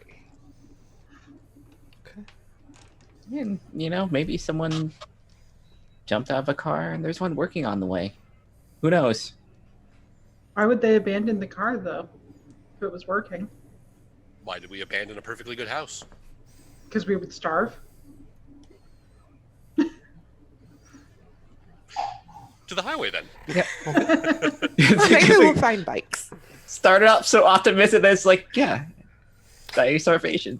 Yeah. Okay. Thanks, Emily. So we are moving to the highway, and we are looking for a vehicle along the way as well. Okay. Who would like to roll to see if we can find a vehicle? Someone who knows more about cars than Carson. I think there's only one that owned the vehicle. I think Hey! because Lynn does not know anything about cars. Agnes knows that they're no longer operated by Crank. Well, I this guess is that's me then. All right, then. God help us if someone has to drive. That is it. Well, I can drive them, but somebody else has to fix them. Oh, I don't know how to fix them. My We are. assumption- It's like, I this mean, car. I might know a little bit more Oh. because of the commune, but Oh no. We're gonna get to the point where we find a fully working car. It's like, can any of you hotwire this? And it's like, No. no. Well, I've seen it done on TV a number of times. You need a If it- screwdriver. that If is it's a a stick failure, shift- but no ones. What was that again? Say that? No ones, but also no sixes. Oh. That's a problem. So that is an end of the scene then. No car. No car. No cars. Okay. Or half-eaten cars. Oh. Maybe we'll get an Uber? So we are down to A Lyft? 7 candles. Uh-oh. Here come the second group of candles. Uh-oh. 7 candles, 7 dice, Mm-mm. and 7 truths. These things are true. The world is dark. Mary said you failed to roll. Why don't you give us our first truth?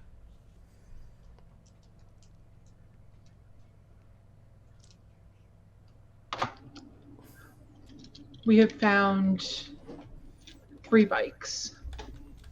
3 bikes? As in bicycles, or? As in bicycles. Okay. As in you power them with your feet, not gasoline. Okay.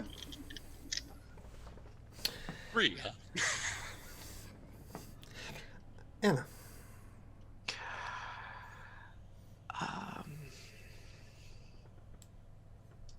Oh God.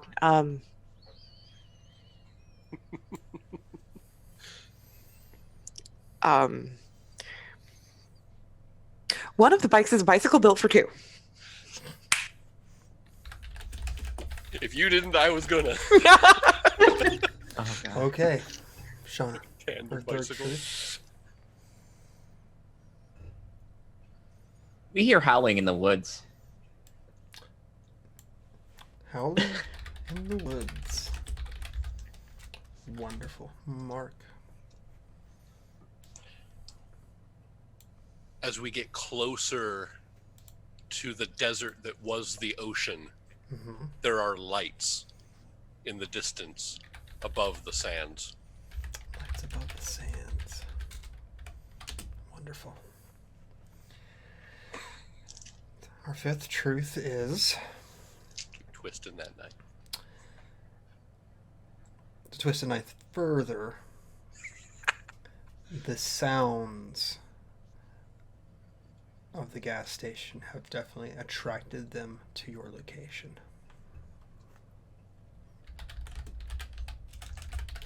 They are near.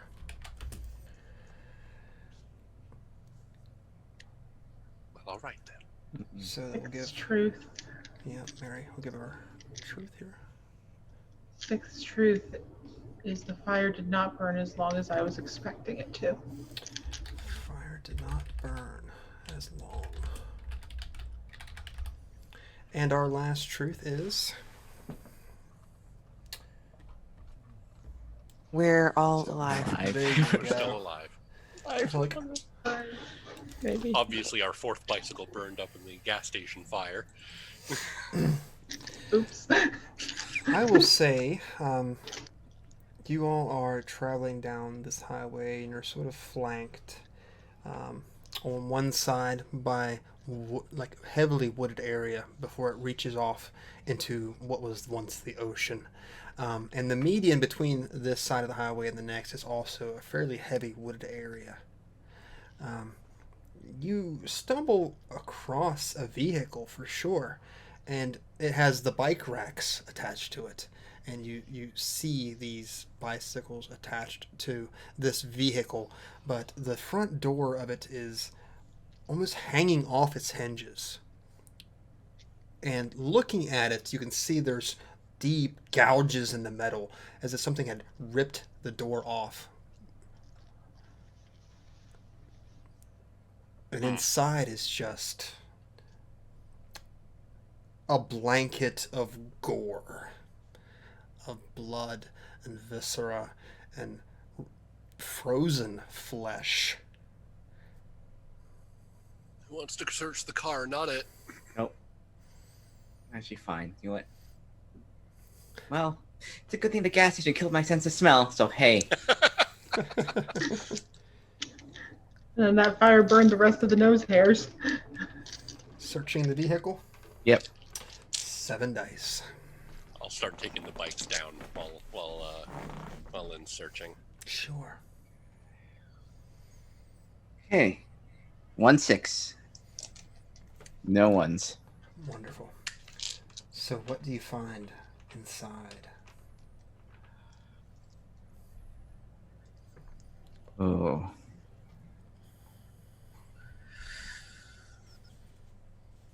Oh, they're going. We find some bike helmets. I don't know. Safety first. Safety first. That's reasonable. Yeah. Try to Reasonable. try to collect some meaty bits, dear. Why? We gotta eat. Lynn gives you like a.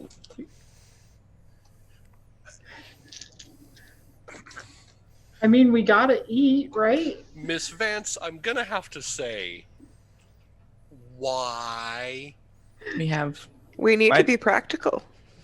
I don't think I'm we gonna- have Twinkies. We're not I'm- quite at the cannibalism stage. How long will those last, dear? I mean, Really? Agnes is old. She might have diabetes and can't eat the Twinkies. So we're gonna go straight to the human flesh then. Right. I mean, I don't want to be a Debbie Downer here, but immediately resorting to cannibalism, not thinking about any of the other options out there because we found a torn up body in a car. What the hell did? Ugh. Maybe Can we- it's a generational gap thing. It's been a few days. And I want to go and interject here, if you don't mind. As you all are talking about this grisly topic, like you had heard the laughter before, this time you hear almost like these quiet whispers on the wind, and this childlike voice carried upon them, questioning, "Are they going to eat each other? I bet they're going to eat each other. Look at them." Oh, I don't want to sound like I'm unhinged, but does anybody hear that? Please say yes, because I don't want to start like I'm going crazy. By that, do you mean whispering children in the woods? Oh, thank goodness! Yeah. Thank goodness I'm not alone. No, Agnes. You No, guys are no. just Quite starting alone to at hear this them? point. Wait, what? You guys are just starting to What? hear them? Wait, you didn't? I've heard them for a while, Wait. actually. Don't. Hey, Lynn, any luck with anything in the car that can get us away from here sooner No. rather than later? No, just possible lunch. According. No. Again, I'm going to veto that. I got right these. now. There's these bullshit bike helmets. I don't know what they're gonna do for us. I'm just going to go ahead and say, hey, look, we got some bikes. Maybe let's ride till we find some used car lot like we were originally discussing, away from the creepy voices in the woods, and not eat anyone. Besides, you don't know where they've been, and you don't know whether anyone killed by them is going to have any weird contagion. You know, I mean, it is unsafe and uncouth, in my opinion. I mean, for And now. this is. I'm not that desperate yet. I mean, it's more like a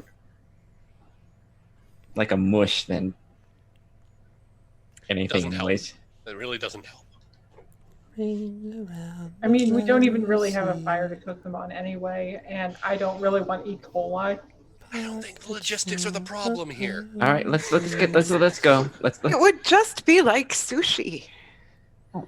No. Okay.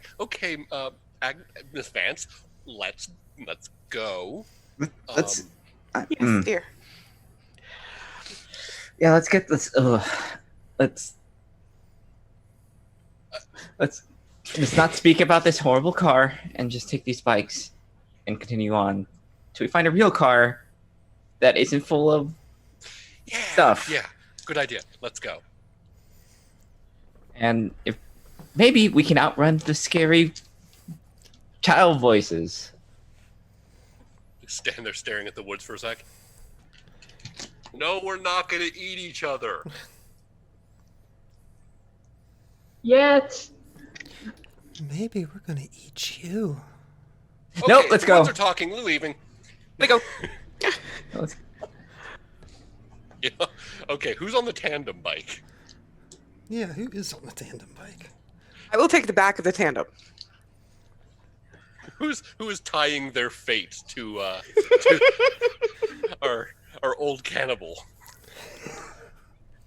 I guess Lynn will. Oh, I you mean, can. Emily's got a gun. I can So go let's first. separate them. I can go Separate first. the possible human flesh eating. I think the people with the guns should take the front and back to guard those in the middle. middle. With ours. No problem. I'll be in front. No. I'll be in back. I'll be behind everyone. I'm the least likely to shoot or eat any of you. So you'll be the first one. I'll take that risk. They'll either pick you off first, or they'll be right in front of us and pick us all off. Nailed it. Wonderful. So, So Emily in front on one bike, Lynn and Agnes in the tandem bike in the middle, and then me in the rear. Because shooting Oh no, shotgun. I've been to Maine. Like there's some hilly ass parts of Maine. This is not gonna be great for them. well, And it's snowing. yeah, Yeah. It's Yeah. no one's cleared these roads No. for a long time. Let alone riding bicycles on them. Normally, I'd say at sea level it would be better, but Not ideal. there is no sea level. Yeah, the sea level is way lower now. That's good. I get maybe. Maybe. I don't know. So, you have Emily who's leading this, who's somewhat familiar with the area.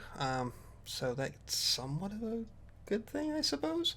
I mean, this is the road back up to the commune, so Okay. How about out of fairness, let's just have one of you roll me a conflict just to see how this insane trip is going to go. Hey, Emily, you're leading us to your commune. Yeah. yeah, I can do that. Your history Cannibal with dice rolls commune. has been pretty good.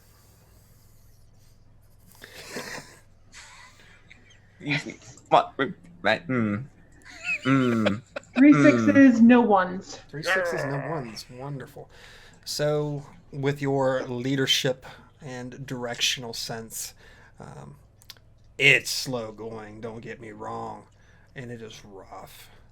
Going up these inclines on these bicycles, up a snowy side, but probably has a layer of ice underneath of it, on top of it. But you all do manage to make your way.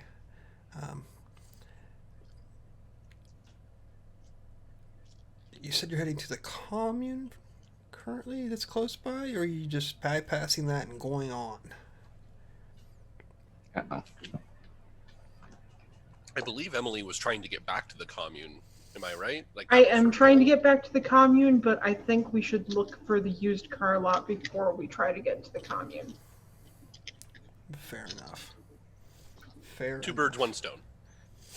Okay. So, I think given that, we're now going to have to see if we can find a car lot that is going to be suitable for your all's transportational needs. And given that case, let's have another conflict roll. Who hasn't rolled for a little bit?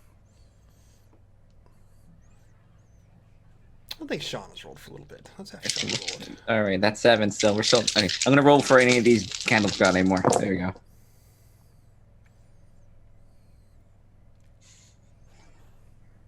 Two 6s Okay. and a 1.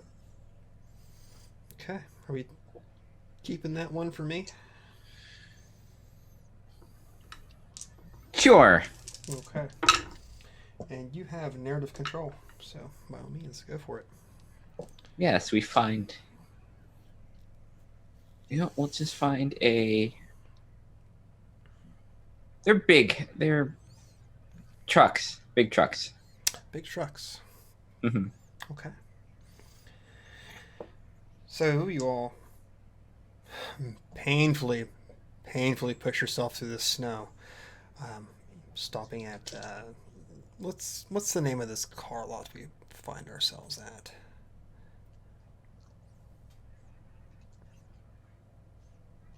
I think you're muted. Yeah. Crazy Al's used trucks. Crazy Al's used trucks. And all Where the Crazy deals are Al.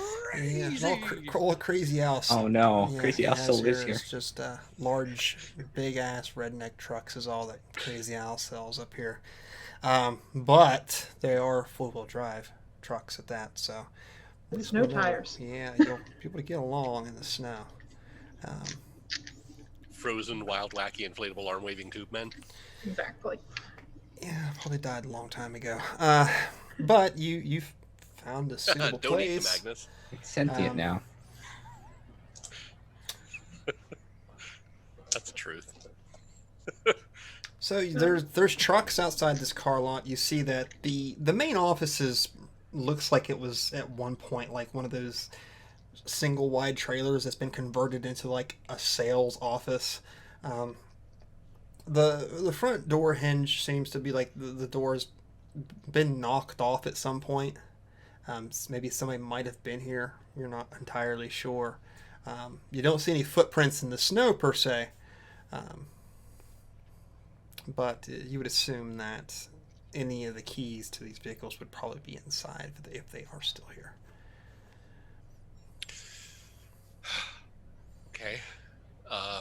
Find some keys, get a garden hose or something that we can siphon the gas out of a couple of these. Try to fill the tank of at least one of them, and then we can drive out of here. I'm hoping one of these work. We'll probably find the hose in the garage.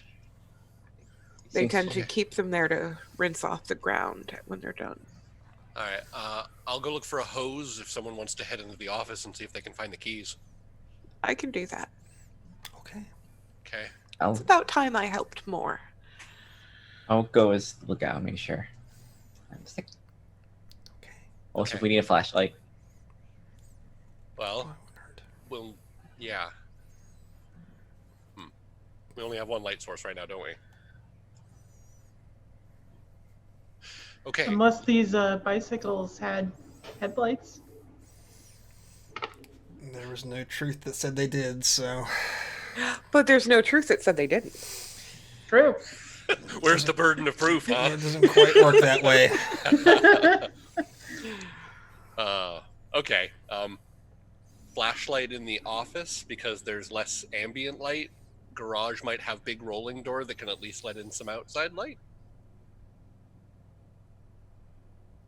Okay. So who would like to go first? By all means. Oh, okay. Yeah. So Agnes is going to head towards the office. Okay.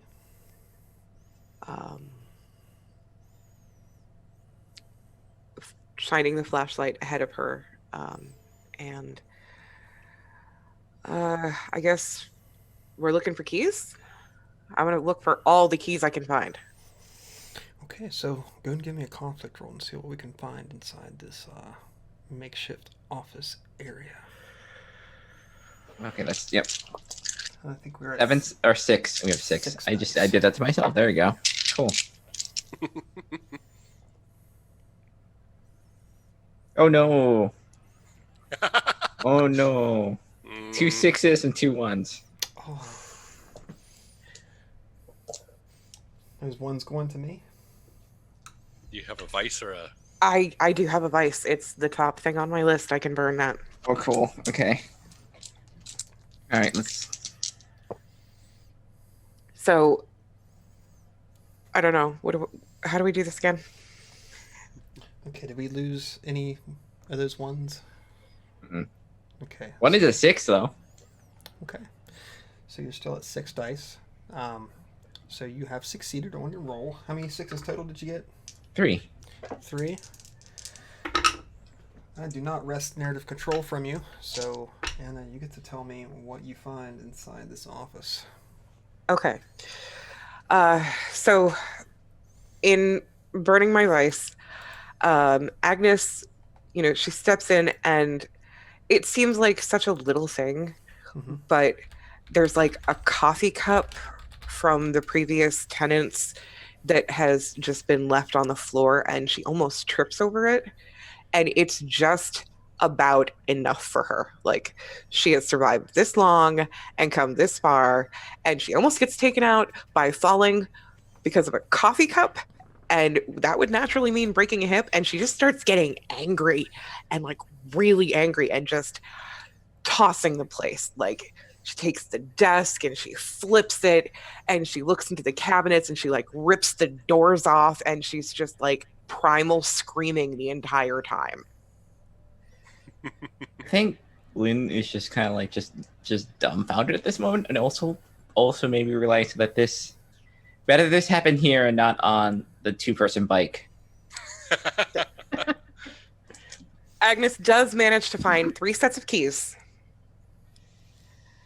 and a transistor radio.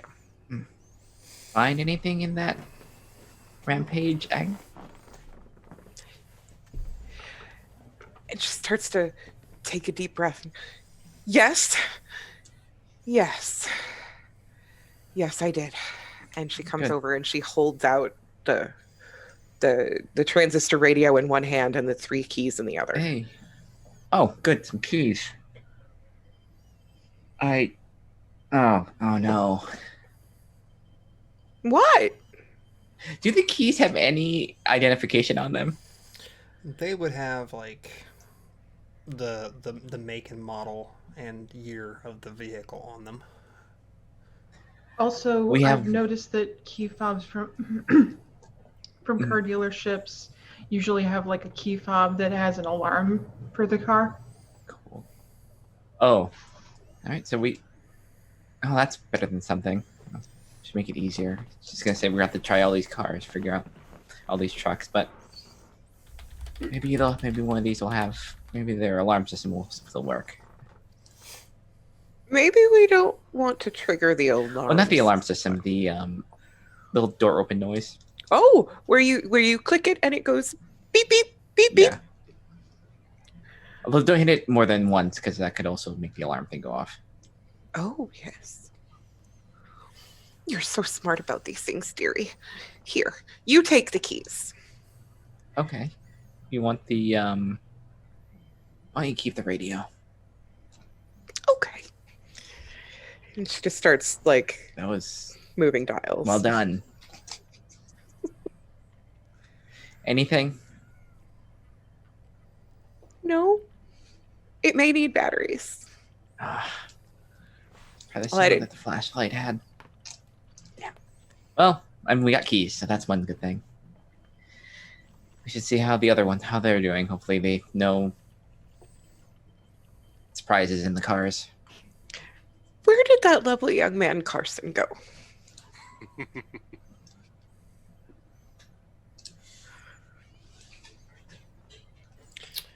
Well, I believe I would be headed towards the garage, and remembering that I have a pocket full of lighters, I at least have a little bit of light to go by, making my way inside. Yay. Okay. So you move to the garage area, the service area of this place. And as you begin to approach, there's a door to one side, and of course the large rolling door where they would, of course the vehicles would be coming in and out of. Just a single stall one for a small lot like this. But you see as you approach that the light, the little bit of light that flickers from this lighter that you have, you can see that the snow in front of the rolling door has like a crimson hue to it. Is that like brake fluid? I don't know. What color is brake fluid? Okay. But it's shut, so that's good. So I would tentatively make my way up and push open the slide door and just kind of peek in first just to make sure. Okay, give me a roll. I give 6 dice currently. Yeah, 6 dice.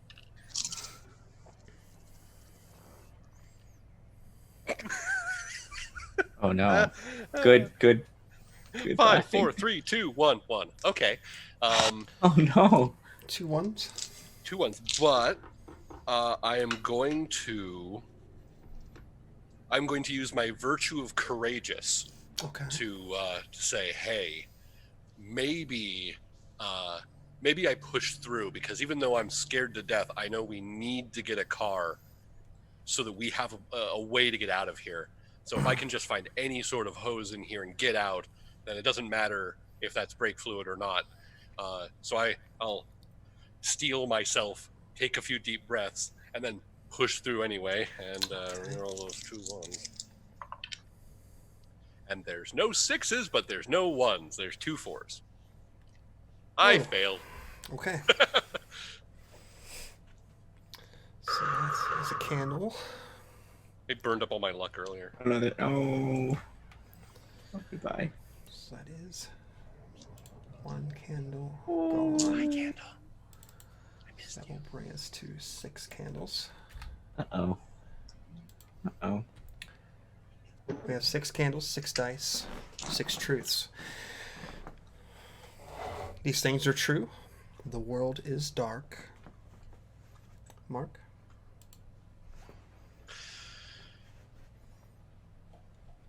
While there, of course, is a hose available in this wonderful garage, the thing that left that bloody stain did not leave after it was done. Okay. I will say,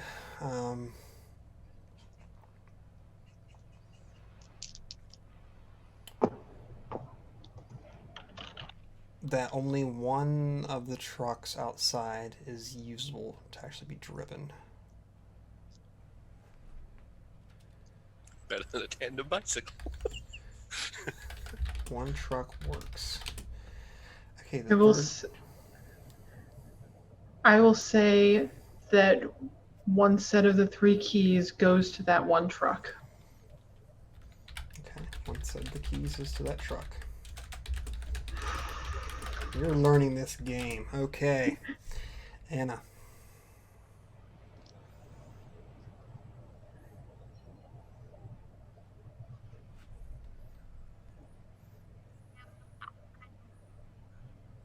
It has a full tank of gas. Wow. It has a full tank. Wonderful. Okay. Shauna. Oh, I see how it is.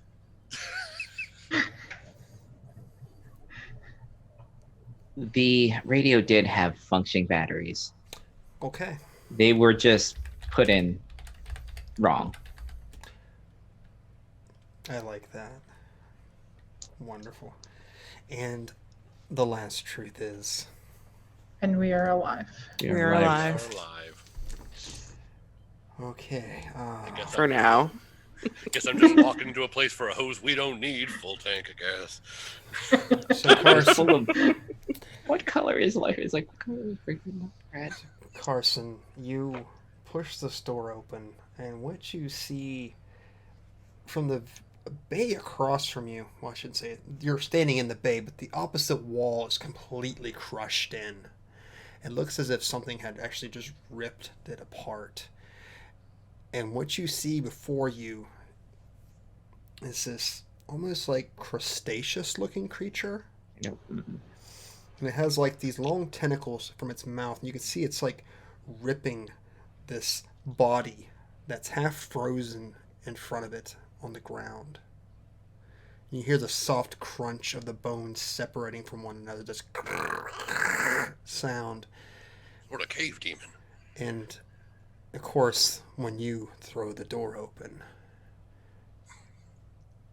it Ha! instantly shoots up looking at you.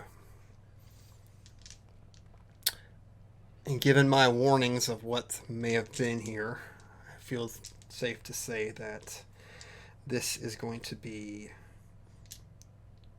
a potentially deadly outcome. It is coming at you, and I need to know what you're going to do to defend yourself. And roll for it, please. Oh. Luckily, I'm armed with a shotgun. This is true. So I do what any sane person who doesn't know how to work with guns would do in this situation, is I immediately drop the lighter, pull up the shotgun, fumble with it for a moment to make sure that the safety is off, and take aim at the darkness and fire. And I am fully aware that ends in a click.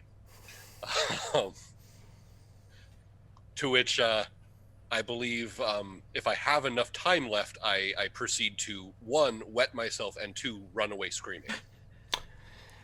Okay. Potentially all of that at once. You have 6 dice, I believe. Jeez. You're not getting eaten by the terror beast. Please don't die first. A single 6 and 2 1s. Oh boy. A single 6 and 2 What do you got ones. left? I can't burn my hope, can I? Or do I burn? All I have left is my my brink. You haven't lived your moment out yet, so your brink should still be on the bottom. Yeah. So I can't actually burn my brink until I've had a chance to get my hope. Correct. That's Correct. But you rolled a 6, you said? Yes. A single 6. A single 6. You, I got control of the scene. So you pop this shotgun off, and there's that sputter of the wet powder just impacting. And frantically you shove the barrel of the shotgun up towards this thing's mouth. And you can hear the metal crunch and begin to twist from its bite. It's so strong that the metal just bends to the curvature of its jaw. And that instant you begin to rush away from it, tearing ass out of the building. Screaming. Loudly.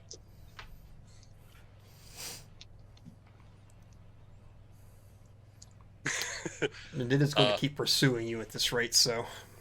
Okay, well, I can either run towards my my compatriots, Mm-hmm. or potentially run away from my friends to get them to safety. That's a difficult situation. Oh, Emily's got a gun. So I run towards Emily, who I believe was still kind of hanging out outside, Right. screaming, "Shoot it, shoot it, shoot it, shoot it, shoot it, shoot it, shoot it!" Yep, that's me. Wait, no, that means we left Emily outside in the dark. With a gun. With a gun. With no ability to see what I'm actually telling her to shoot at. Can I see any outline of Carson?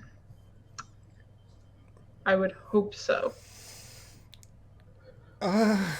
What you would see would be probably a large outline of something coming towards you, because his silhouette would probably be masked in front of this larger bounding one.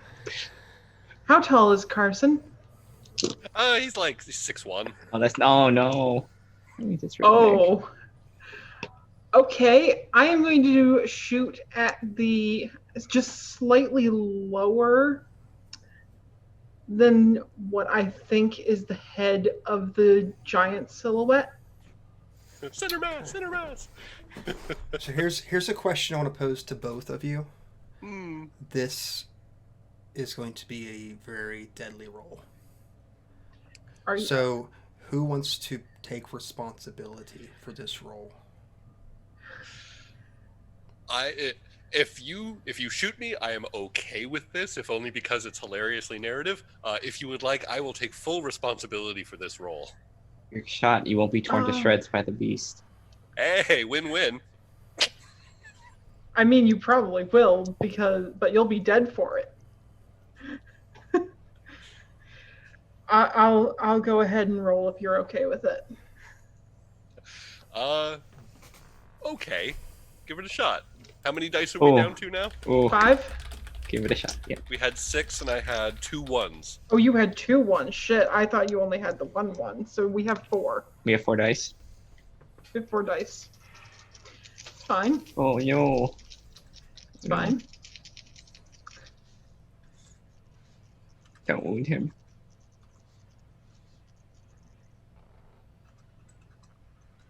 Well, there's no 1s. No. So we can't reroll anything. No. But there's no 6s, I'm taking it. There's no 6s. Well, that's okay. I'm very sorry. Oh god. No. Shoot it, shoot it, shoot it, shoot it! Oh no. Do you like wound him? As I had said prior, this is a deadly outcome. So before we establish any new truths, let me ask Carson, as you're being chased by this creature and screaming, what are the last thoughts of Carson Phillips on this earth? I guess that depends entirely on whether I'm shot to death or torn apart by a creature. I believe at that juncture, it is his last fleeting thoughts are of, as he's running, you know, the moonlight comes down and reflects off the snow, giving him this brief, almost dreamlike glimpse of the nice kind of textured walls and gray flooring of an office building. the flash of light from a scanner and copier going off in the corner, the warm smell of electronics lulling him into that slumber you only get for sitting around with no work to do in an office, and a brief smile goes across his face as 1, 2, 3 bullets impact into his chest, and he staggers a few steps before the large, hungry shape behind him comes up and looms, more than likely spraying poor Emily with quite a lot of viscera. Yeah. Probably. And I think in this instance we'll say that these bullets are strong enough to pierce you and strong enough to pierce it. So there's that sound of that sick sound of flesh meeting metal, the sound. And then there's a tink, tink, tink sound behind it. as you see like sparks as these bullets pierce the carapace of this creature. And as Mark, you're falling forward towards the snow, these pincers just grab the sides of your body and begin to rend you apart. As in its death throes, Emily, you are just sprayed with this mix of blood. It's warm. It's so warm against your freezing face. You're welcome. And the sound of this crunchy carapace meeting the snow and pavement below it as it lays dead on top of your former friend. Mark, thank you so much for coming to play with us tonight. Thank you. Thank you for having me. I'm very sorry I killed Oh you. no! This was glorious. I am Oh, loving no. this system. This Thank monster- you so much. The monster took the Twinkies too. No. They're hanging We on haven't- the handle. we on haven't one of the ta- we bike haven't- handles. We haven't talked about truths yet. We don't know if it took the Right. Twinkies. Get it from might the thing. still be true. So, thank you. With that, thank you very much for having me. This was a whole lot of fun. I appreciate you coming through and playing with us. Absolutely. Have a good night, everyone. Good luck. Right.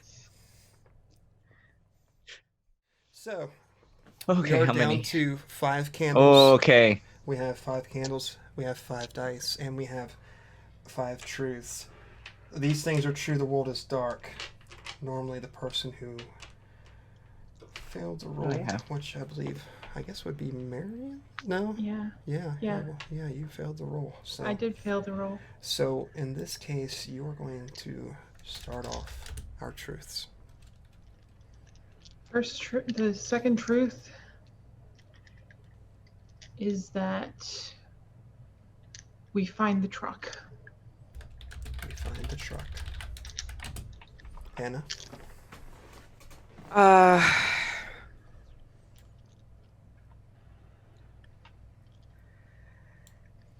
It has a map of the local area in it.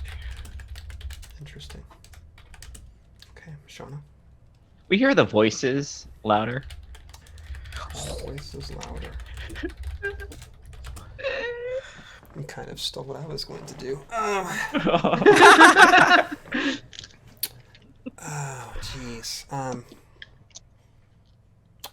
And I'm going to play off of a truth that was established last game, that they are attracted to the smell of fresh blood. Oh no. Wonderful. Well, we're totally boned. And there's one truth remaining. We are alive. We are You're alive.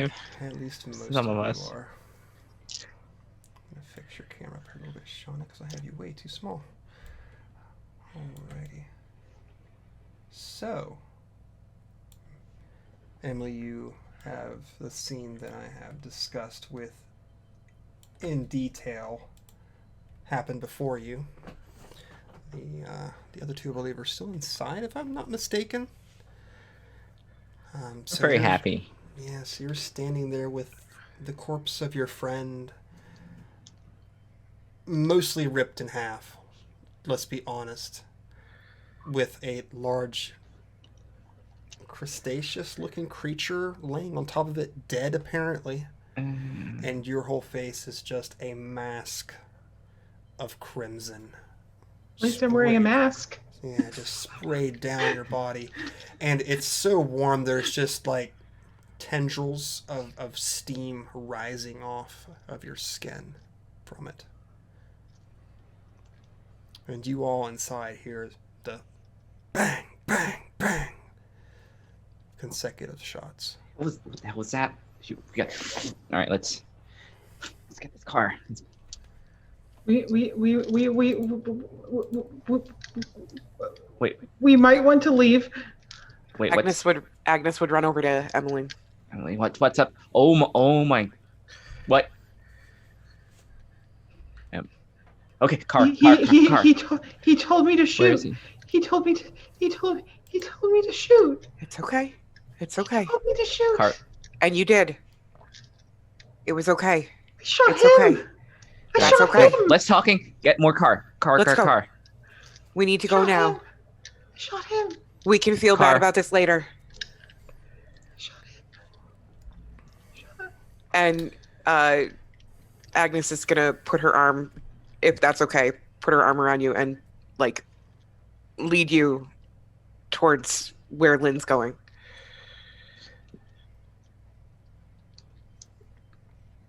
So pressing one of the little Mhm. unlock things on the car, or the truck, I should say.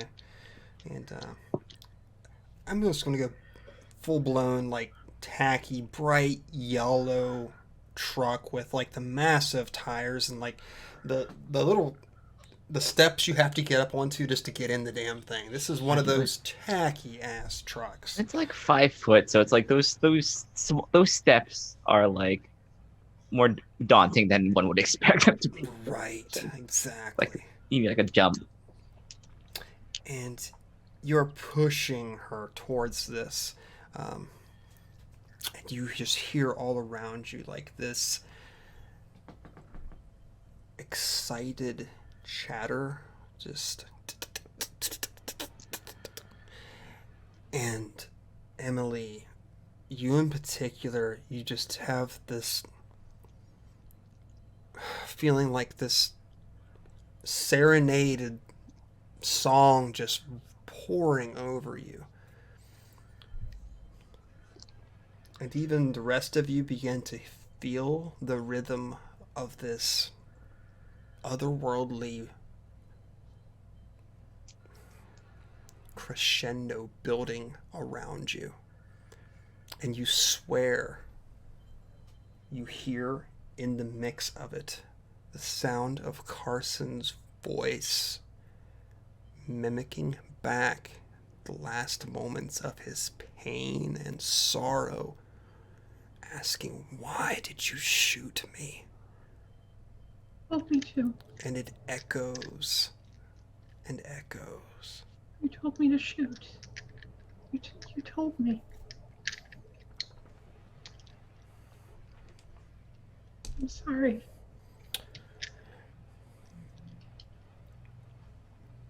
Okay, you guys are outside this truck, which is probably covered in a good 8 inches of snow at this point.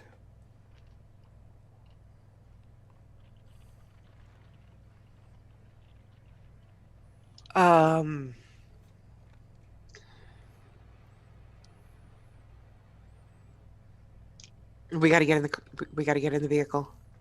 We can't stay out here.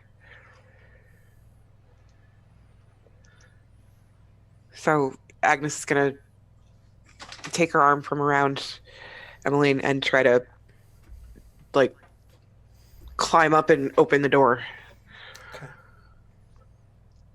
But you have the keys, so it's easy enough to unlock it and move up. I'm not going to make you roll for that, per se. You all begin to push Emily up into there, her sobbing, shaking form, still covered in the blood of her friend, slick and wet against her face.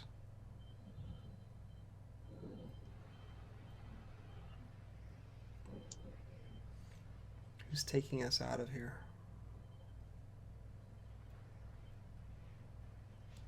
I'm the one who knows how to drive. I guess. Oh, no! No, I don't know. I don't know. Maybe.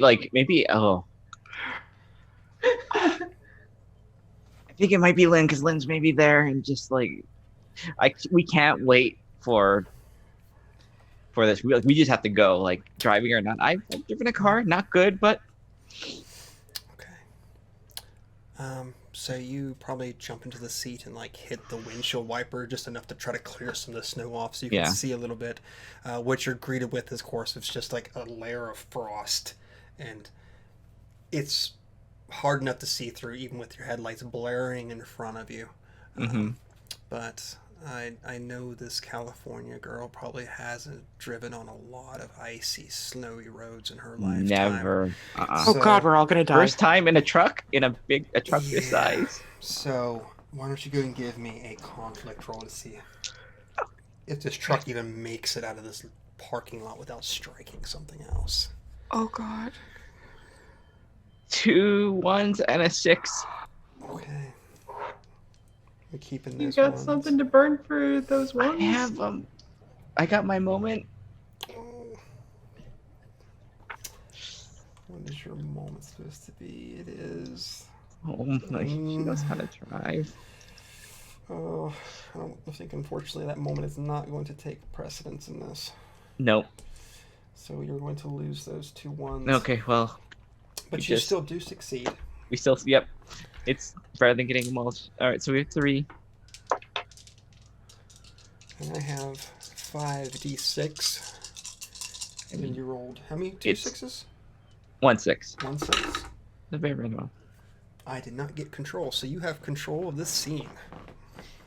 How does Lynn get us out of here? It is, thankfully, the vehicle was in a spot where you don't have to necessarily drive beaches, but it's still an ordeal. Like, they're shaking, and I think she definitely like probably ran over one of the cars. Like, just like there's probably the side on that on the passage probably is definitely like just like scraped up. The mirror's gone, but Yeah. I think in like kind of instinctually, like in the heat of the moment, just slams like the in order to like one of the spots to like will the car to go for the truck to like get over like snow. She like hits the horn in like frustration, we'll just say. Okay. She's also like she's cursing the entire time. She's like, I would like to take one of these truths that we've established earlier and sort of placate it into the situation where the tires are spinning madly, trying to grab any sort of traction on this road. And as I said before, another quake is going to happen. And you feel the whole ground shaking. And it's just enough to push those tires forward enough to grab some of this traction. You take off back to the highway. But it's you can just feel it shaking the whole vehicle as you tear down this road. Where are you all headed? she's just gonna keep going forward because that's the only No destination. no just destination. tear. Like, she has like a death grip on this steering wheel, just like this is like she's kind of stuck in this one act and just keep going. Like, Oh, it's amazing. Okay. South on 95. she has no idea. She 95 Yeah. like cool, yay. Yeah. Does that mean go 95? It's she's definitely lead footing this thing. This thing is as hard as she's pushing on it. It's not. Right. It's not careful. Let's just say. So you guys are flying down this probably, who knows, 70, 80 miles per hour on this thick layer of snow that's still laying across these roads, just sort of fishtailing it all the way down. Lynn's face just looks like she's not prepared to stop at any rate. She's just going to keep going no matter what. And you've gone a few miles at this rate, and the realization's setting in that you're not really headed the direction you should be going. It's only the direction that you know is that you're going away from you're away Okay, pass from by the- this. Hello, meat car again. Right. So you're past this used car lot by several miles at this point. But you all might need to take some initiative to maybe bring this reel it back in a little bit here. Agnes is going to reach across and just, try to grab onto Lynn and just be like, you need to slow down or you will kill us all. Just ease off. Just ease off. It's okay. We're past it now. We're out. We're somewhere else. Just ease off. And I think she she starts to kind of like you can kind of like you kind of have to like shake her a little bit to like she'll eventually do it, and it's just like kind of just ugly, just like while she had like ugly like sobs on like it was. I don't think she ever seen it. I don't think she saw anybody die up front before.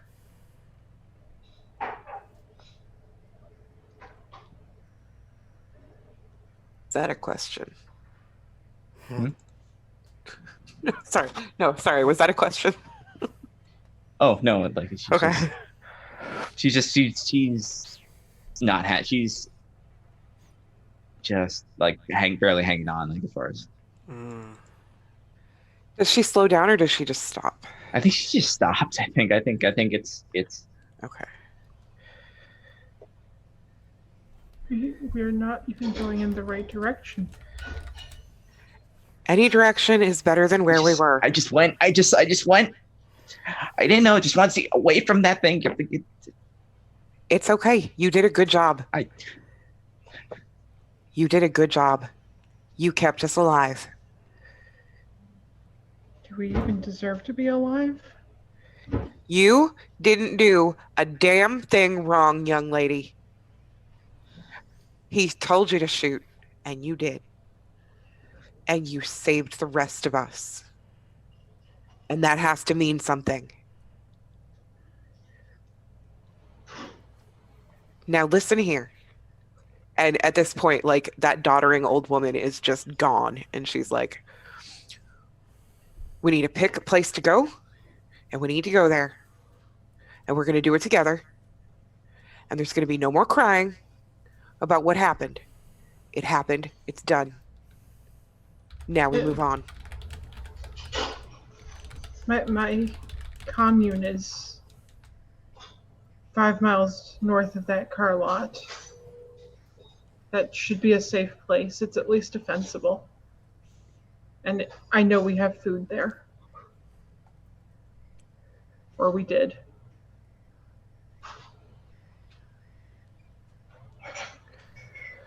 Well, let's go.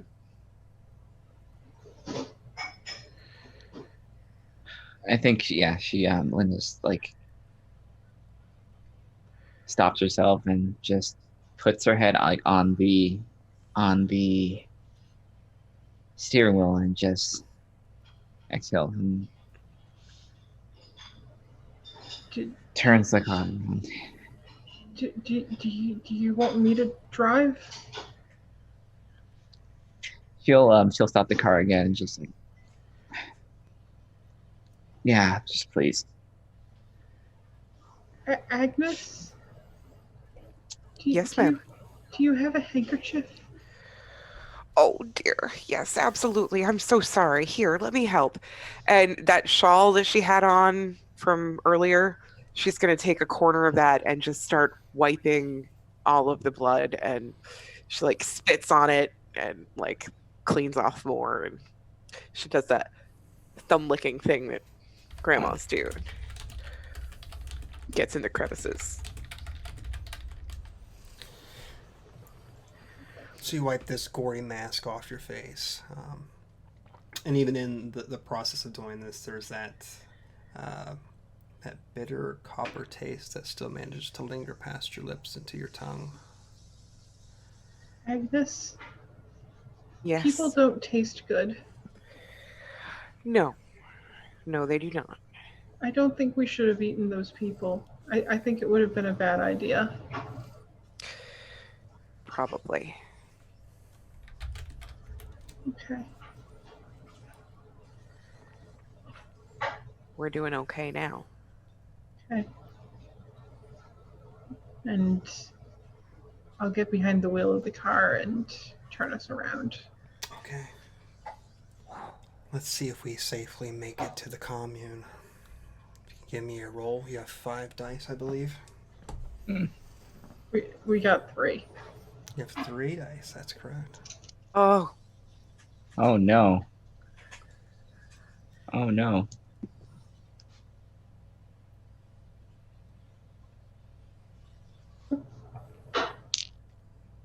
No 1s, but no 6s. Well,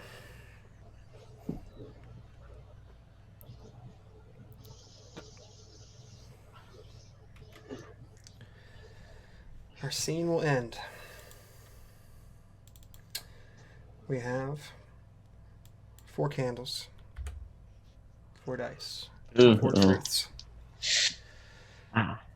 and these things are true. The world is dark. And Mary, you can go ahead and start us off here. These things are true.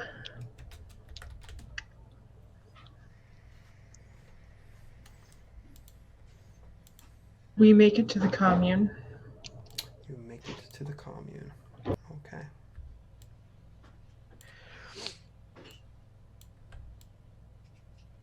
Anna?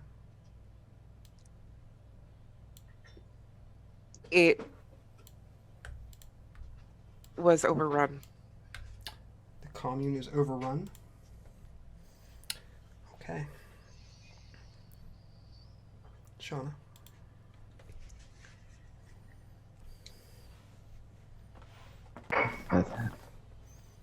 The car won't start again. Or the truck won't. After you get to the commune, would be my assumption at this rate. Okay. Mhm. Okay. And our last truth is We are alive. We are alive. We are alive. you are alive. Temporarily. So, you all have managed to make it to the commune, or at least what remains of the commune. What you can tell, perhaps, is that these structures have all collapsed in on themselves. Maybe from the shakings of the earth as of late. But the main structures themselves have all collapsed, or just bitter pieces of reminders of what once was there. And you see in the headlights of the truck that you're driving just dark shadows moving amongst the rubble.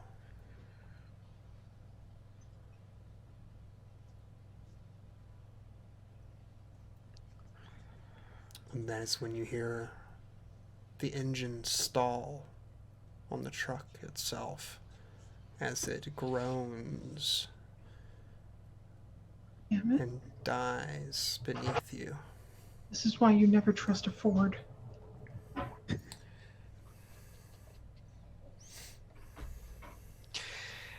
Won't be the only things found on road dead.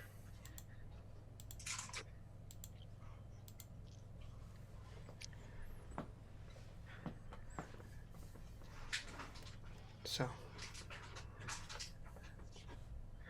I'm going to get out of the car and just in a daze walk towards one of the fallen bodies.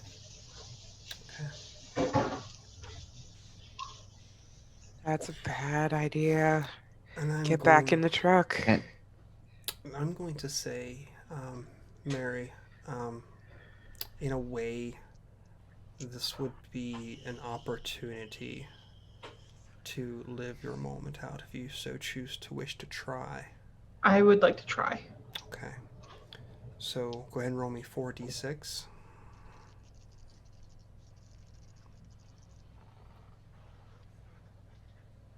2 6s and a 1. 2 6s and a 1. So the 1 will go away. So you guys will now be down to 3d6 for the remainder of the scene. Would living out my moment allow me to re-roll that 1?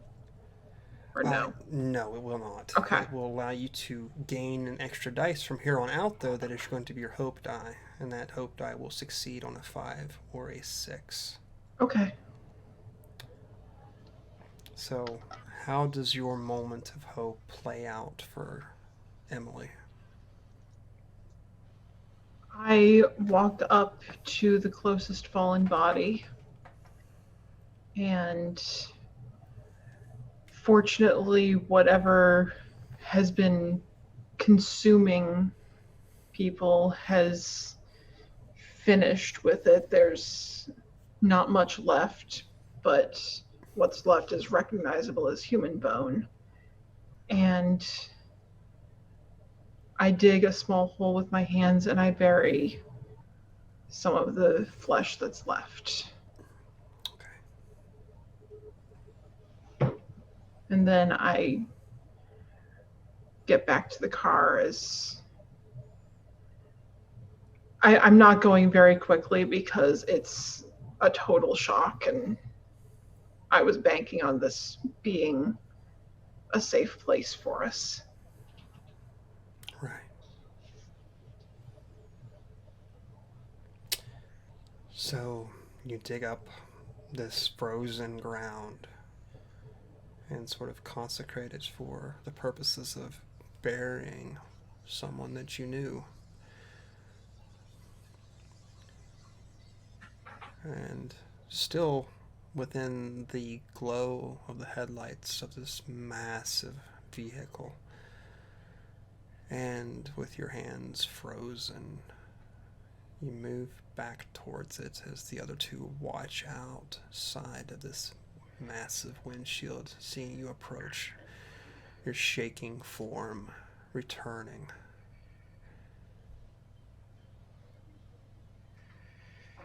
So what is the plan now? There's no place safe, is there? That's what it looks like.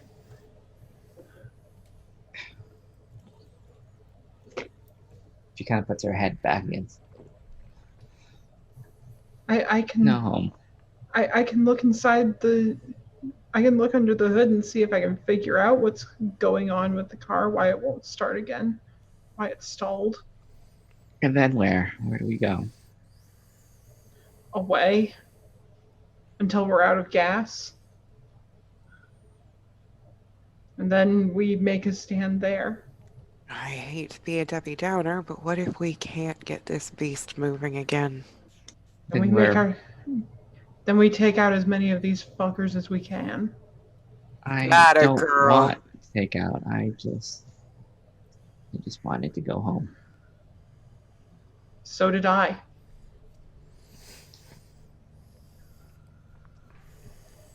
But it's likely that neither of us has a home anymore. I definitely don't.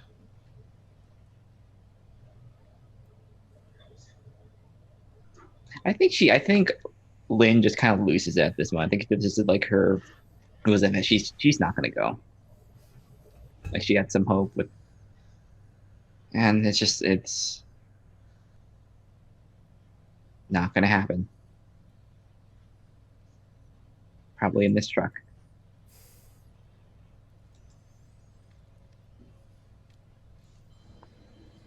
We can't just give up. We have come this far. We have lived through all of this.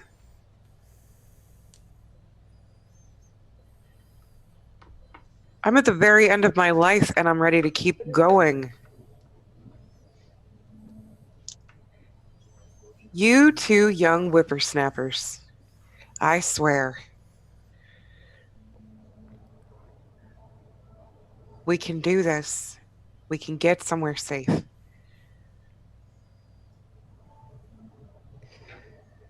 Even if it's a shed in someone's backyard.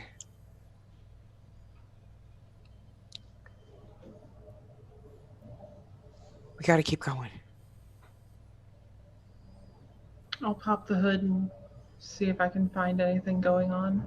Okay. I will hold the flashlight to shine it on and make it easier.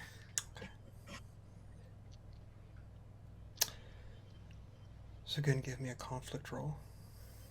It'll be your base 3d6 and your hope die now.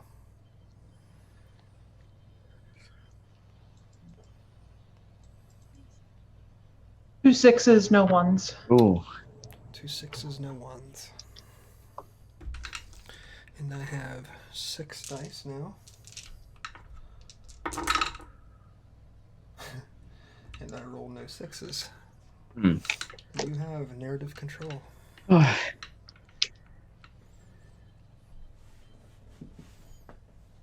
Those fuckers at the used car lot didn't fill it with oil. Our oil's burnt out. The engine's dead. We're never going to get out.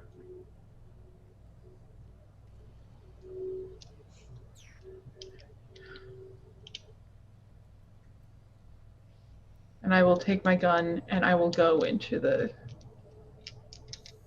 back towards the commune.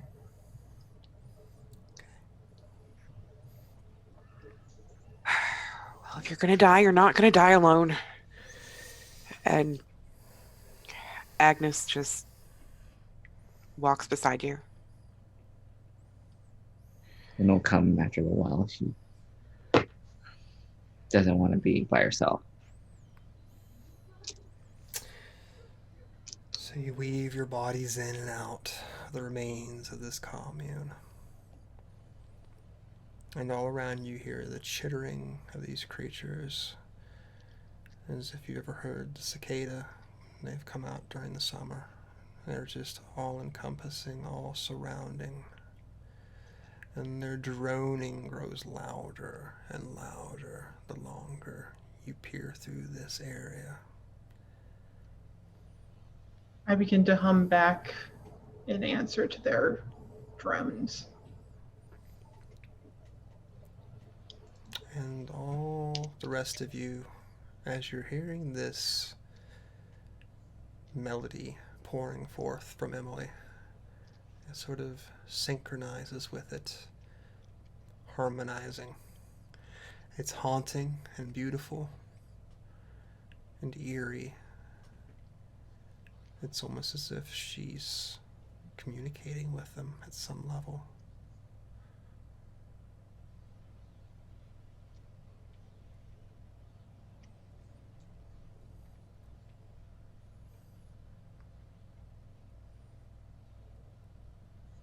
Well, if we're all gonna die, there's no two ladies I'd rather die with.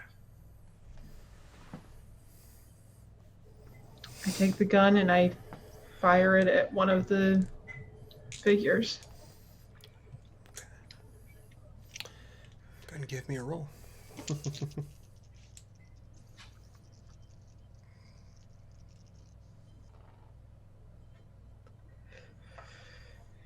No ones, no sixes, Oh. no fives on the hook die.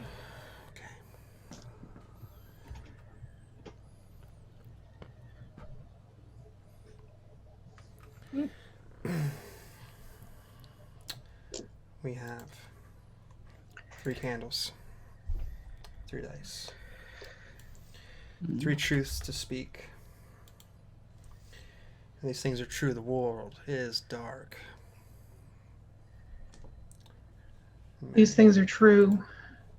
I hand Agnes the gun Okay.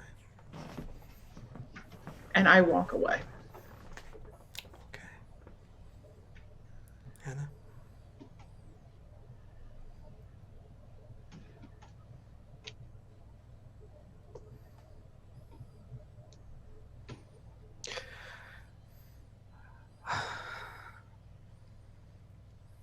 Agnes is gonna kill someone.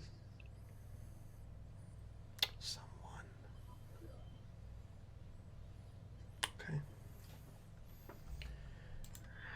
And our last truth. We are alive. For now. Are we? We are alive. We are alive. Question.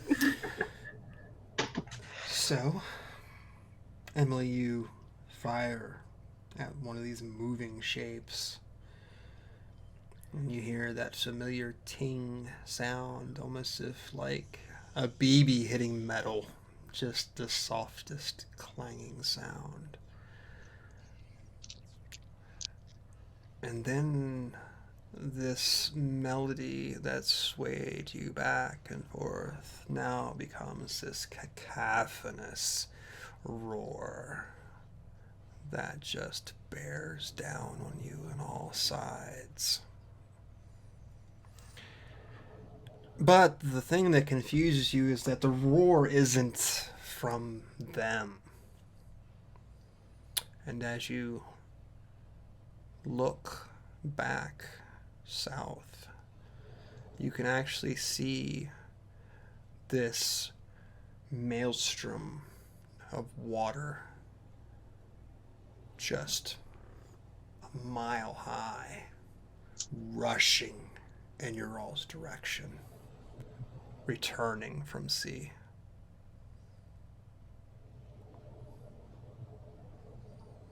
I think Lynn is just going to grab Agnes's hand, just hold it, and then she's just gonna like lean her head on her shoulder.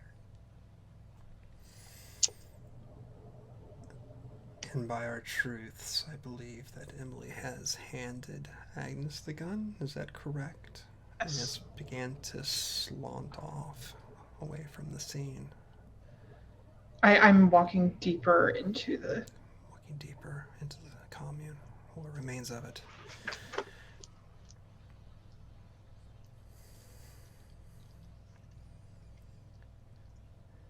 And what Emily also hears the further in she walks is the sounds of all these people that she once knew filling her ears with promises of a life beyond this one, if only she would extend her hand to them. She'll extend her hand. Okay. Go and give me a conflict roll.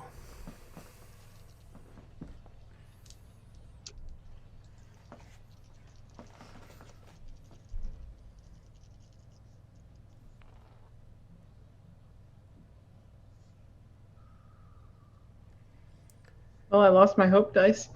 Oh. Unless I can use my brink to re-roll everything. You don't lose your hope die. Don't worry about that. But if you are at your brink, you definitely... I would say I'm right there. Okay. So at this time, go ahead and reveal how your brink is going to aid you in this situation.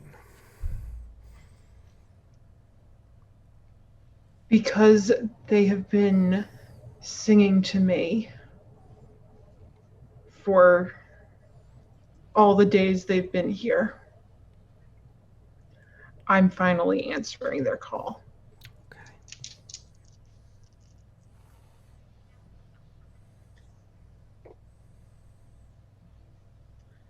1611. Okay. Down to 2 dice. So, Emily, you reach out into the blackness and you feel this almost carapace covered tentacle wrap around your wrist and around the digits of your fingers, and it's like gripping onto a caterpillar's body. You can feel the segments between each digit of your hand, and you feel it pulling you closer into the darkness. And you feel peace for the first time in so long. And now I want to know, how does Emily fully give herself to the silence of the night? Or does she resist for one last shred of hope? There is no resistance left. Okay.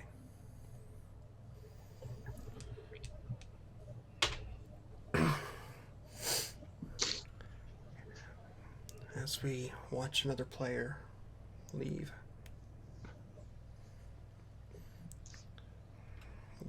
2 candles. Emily, tell us about your last thoughts and moments upon this earth before you give in to the desire to move on. Goodbye.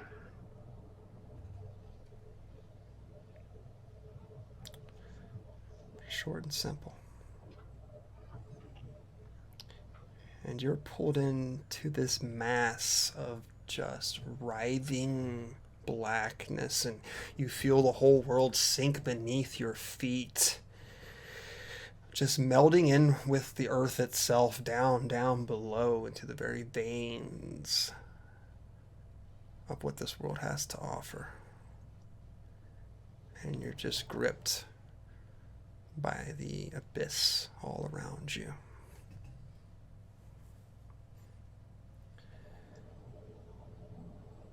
Agnes and Lynn, you hold on to each other as you hear them draw closer, and you hear the torrent of water threatening to thrash upon you. And Emily has wandered off with seeming no trace of anything left behind.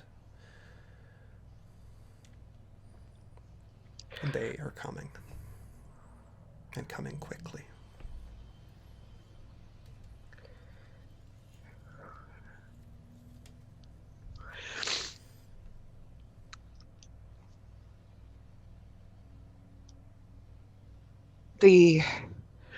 Having watched all this, Agnes is like, tears have just been streaming down her face, and there are like little ice streams from where it's frozen on her cheeks, and she holds Lynn tighter with one arm and rests her head against her.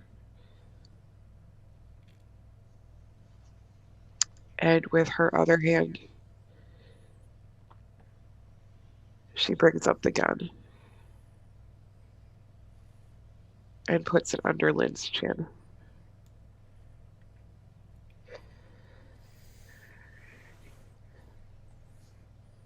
I won't let you be torn apart like that. You deserve better.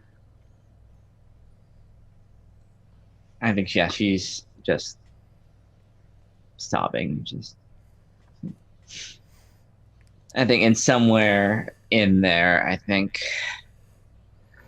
it's maybe not super clear, like under, like, it's like, I just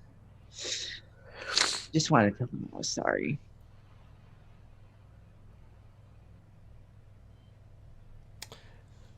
Go ahead and roll your dice. You have 2 of them.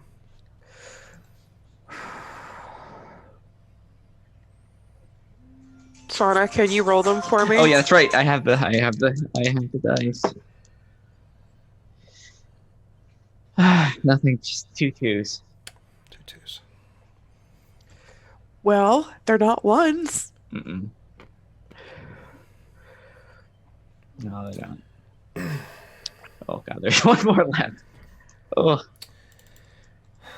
1 candle remains. Make sure I spell it right this time on my overlay.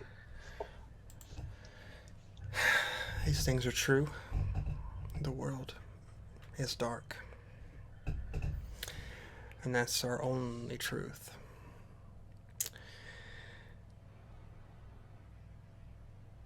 The gun clicks in your hand, and you're greeted with the silent click of an empty chamber.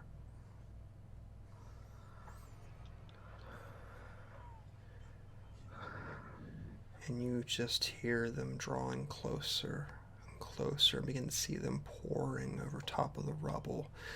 Their long claw-like limbs just scratching the surface of the stone, and this massive wall of seawater has already begun to break the tree lines not far from you.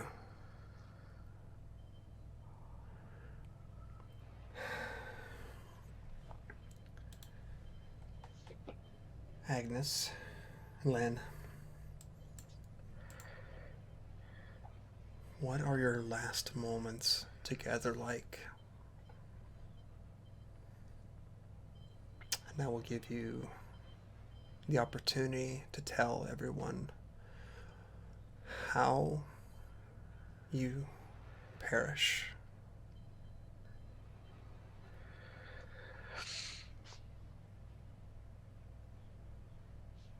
Agnes is going to just wrap herself around Lynn and just squeeze as hard as she can and just use her own body as a shield for as long as possible, knowing that it's not going to be very long. It'll be seconds at the most, but any amount of pain that she can delay is worth it. And she curves her old brittle body and she's crying. And before she is ripped apart, she has time to whisper, "I'm sorry that I wasn't enough. I wanted to be."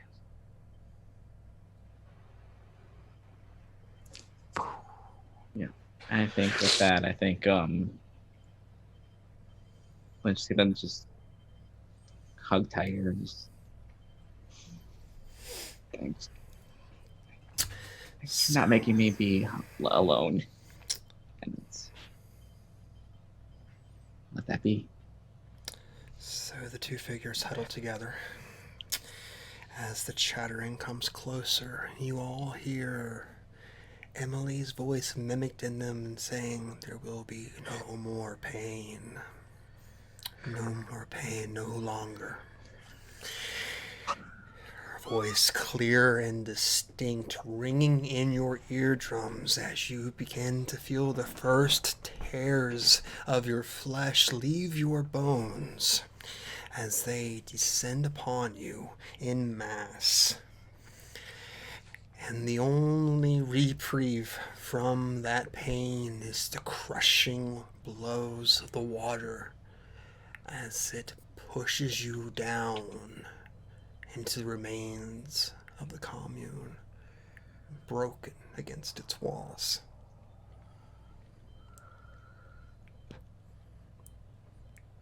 Thank you all so much for playing with me tonight. Wow. Nice. Thank you for having me. Thank you. Thanks so So, much. if you want, by all means, if you'd like to tell everybody what's going on with you, or if you've got anything coming up, by all means, now's your chance. Fridays at 8:30 over on Spicy Dragon Roll, we stream D&D 5e. We're getting up to, I think, episode 13 this week, assuming I can do my math right. It's a homebrew campaign set in Waterdeep for right now, though we might go elsewhere.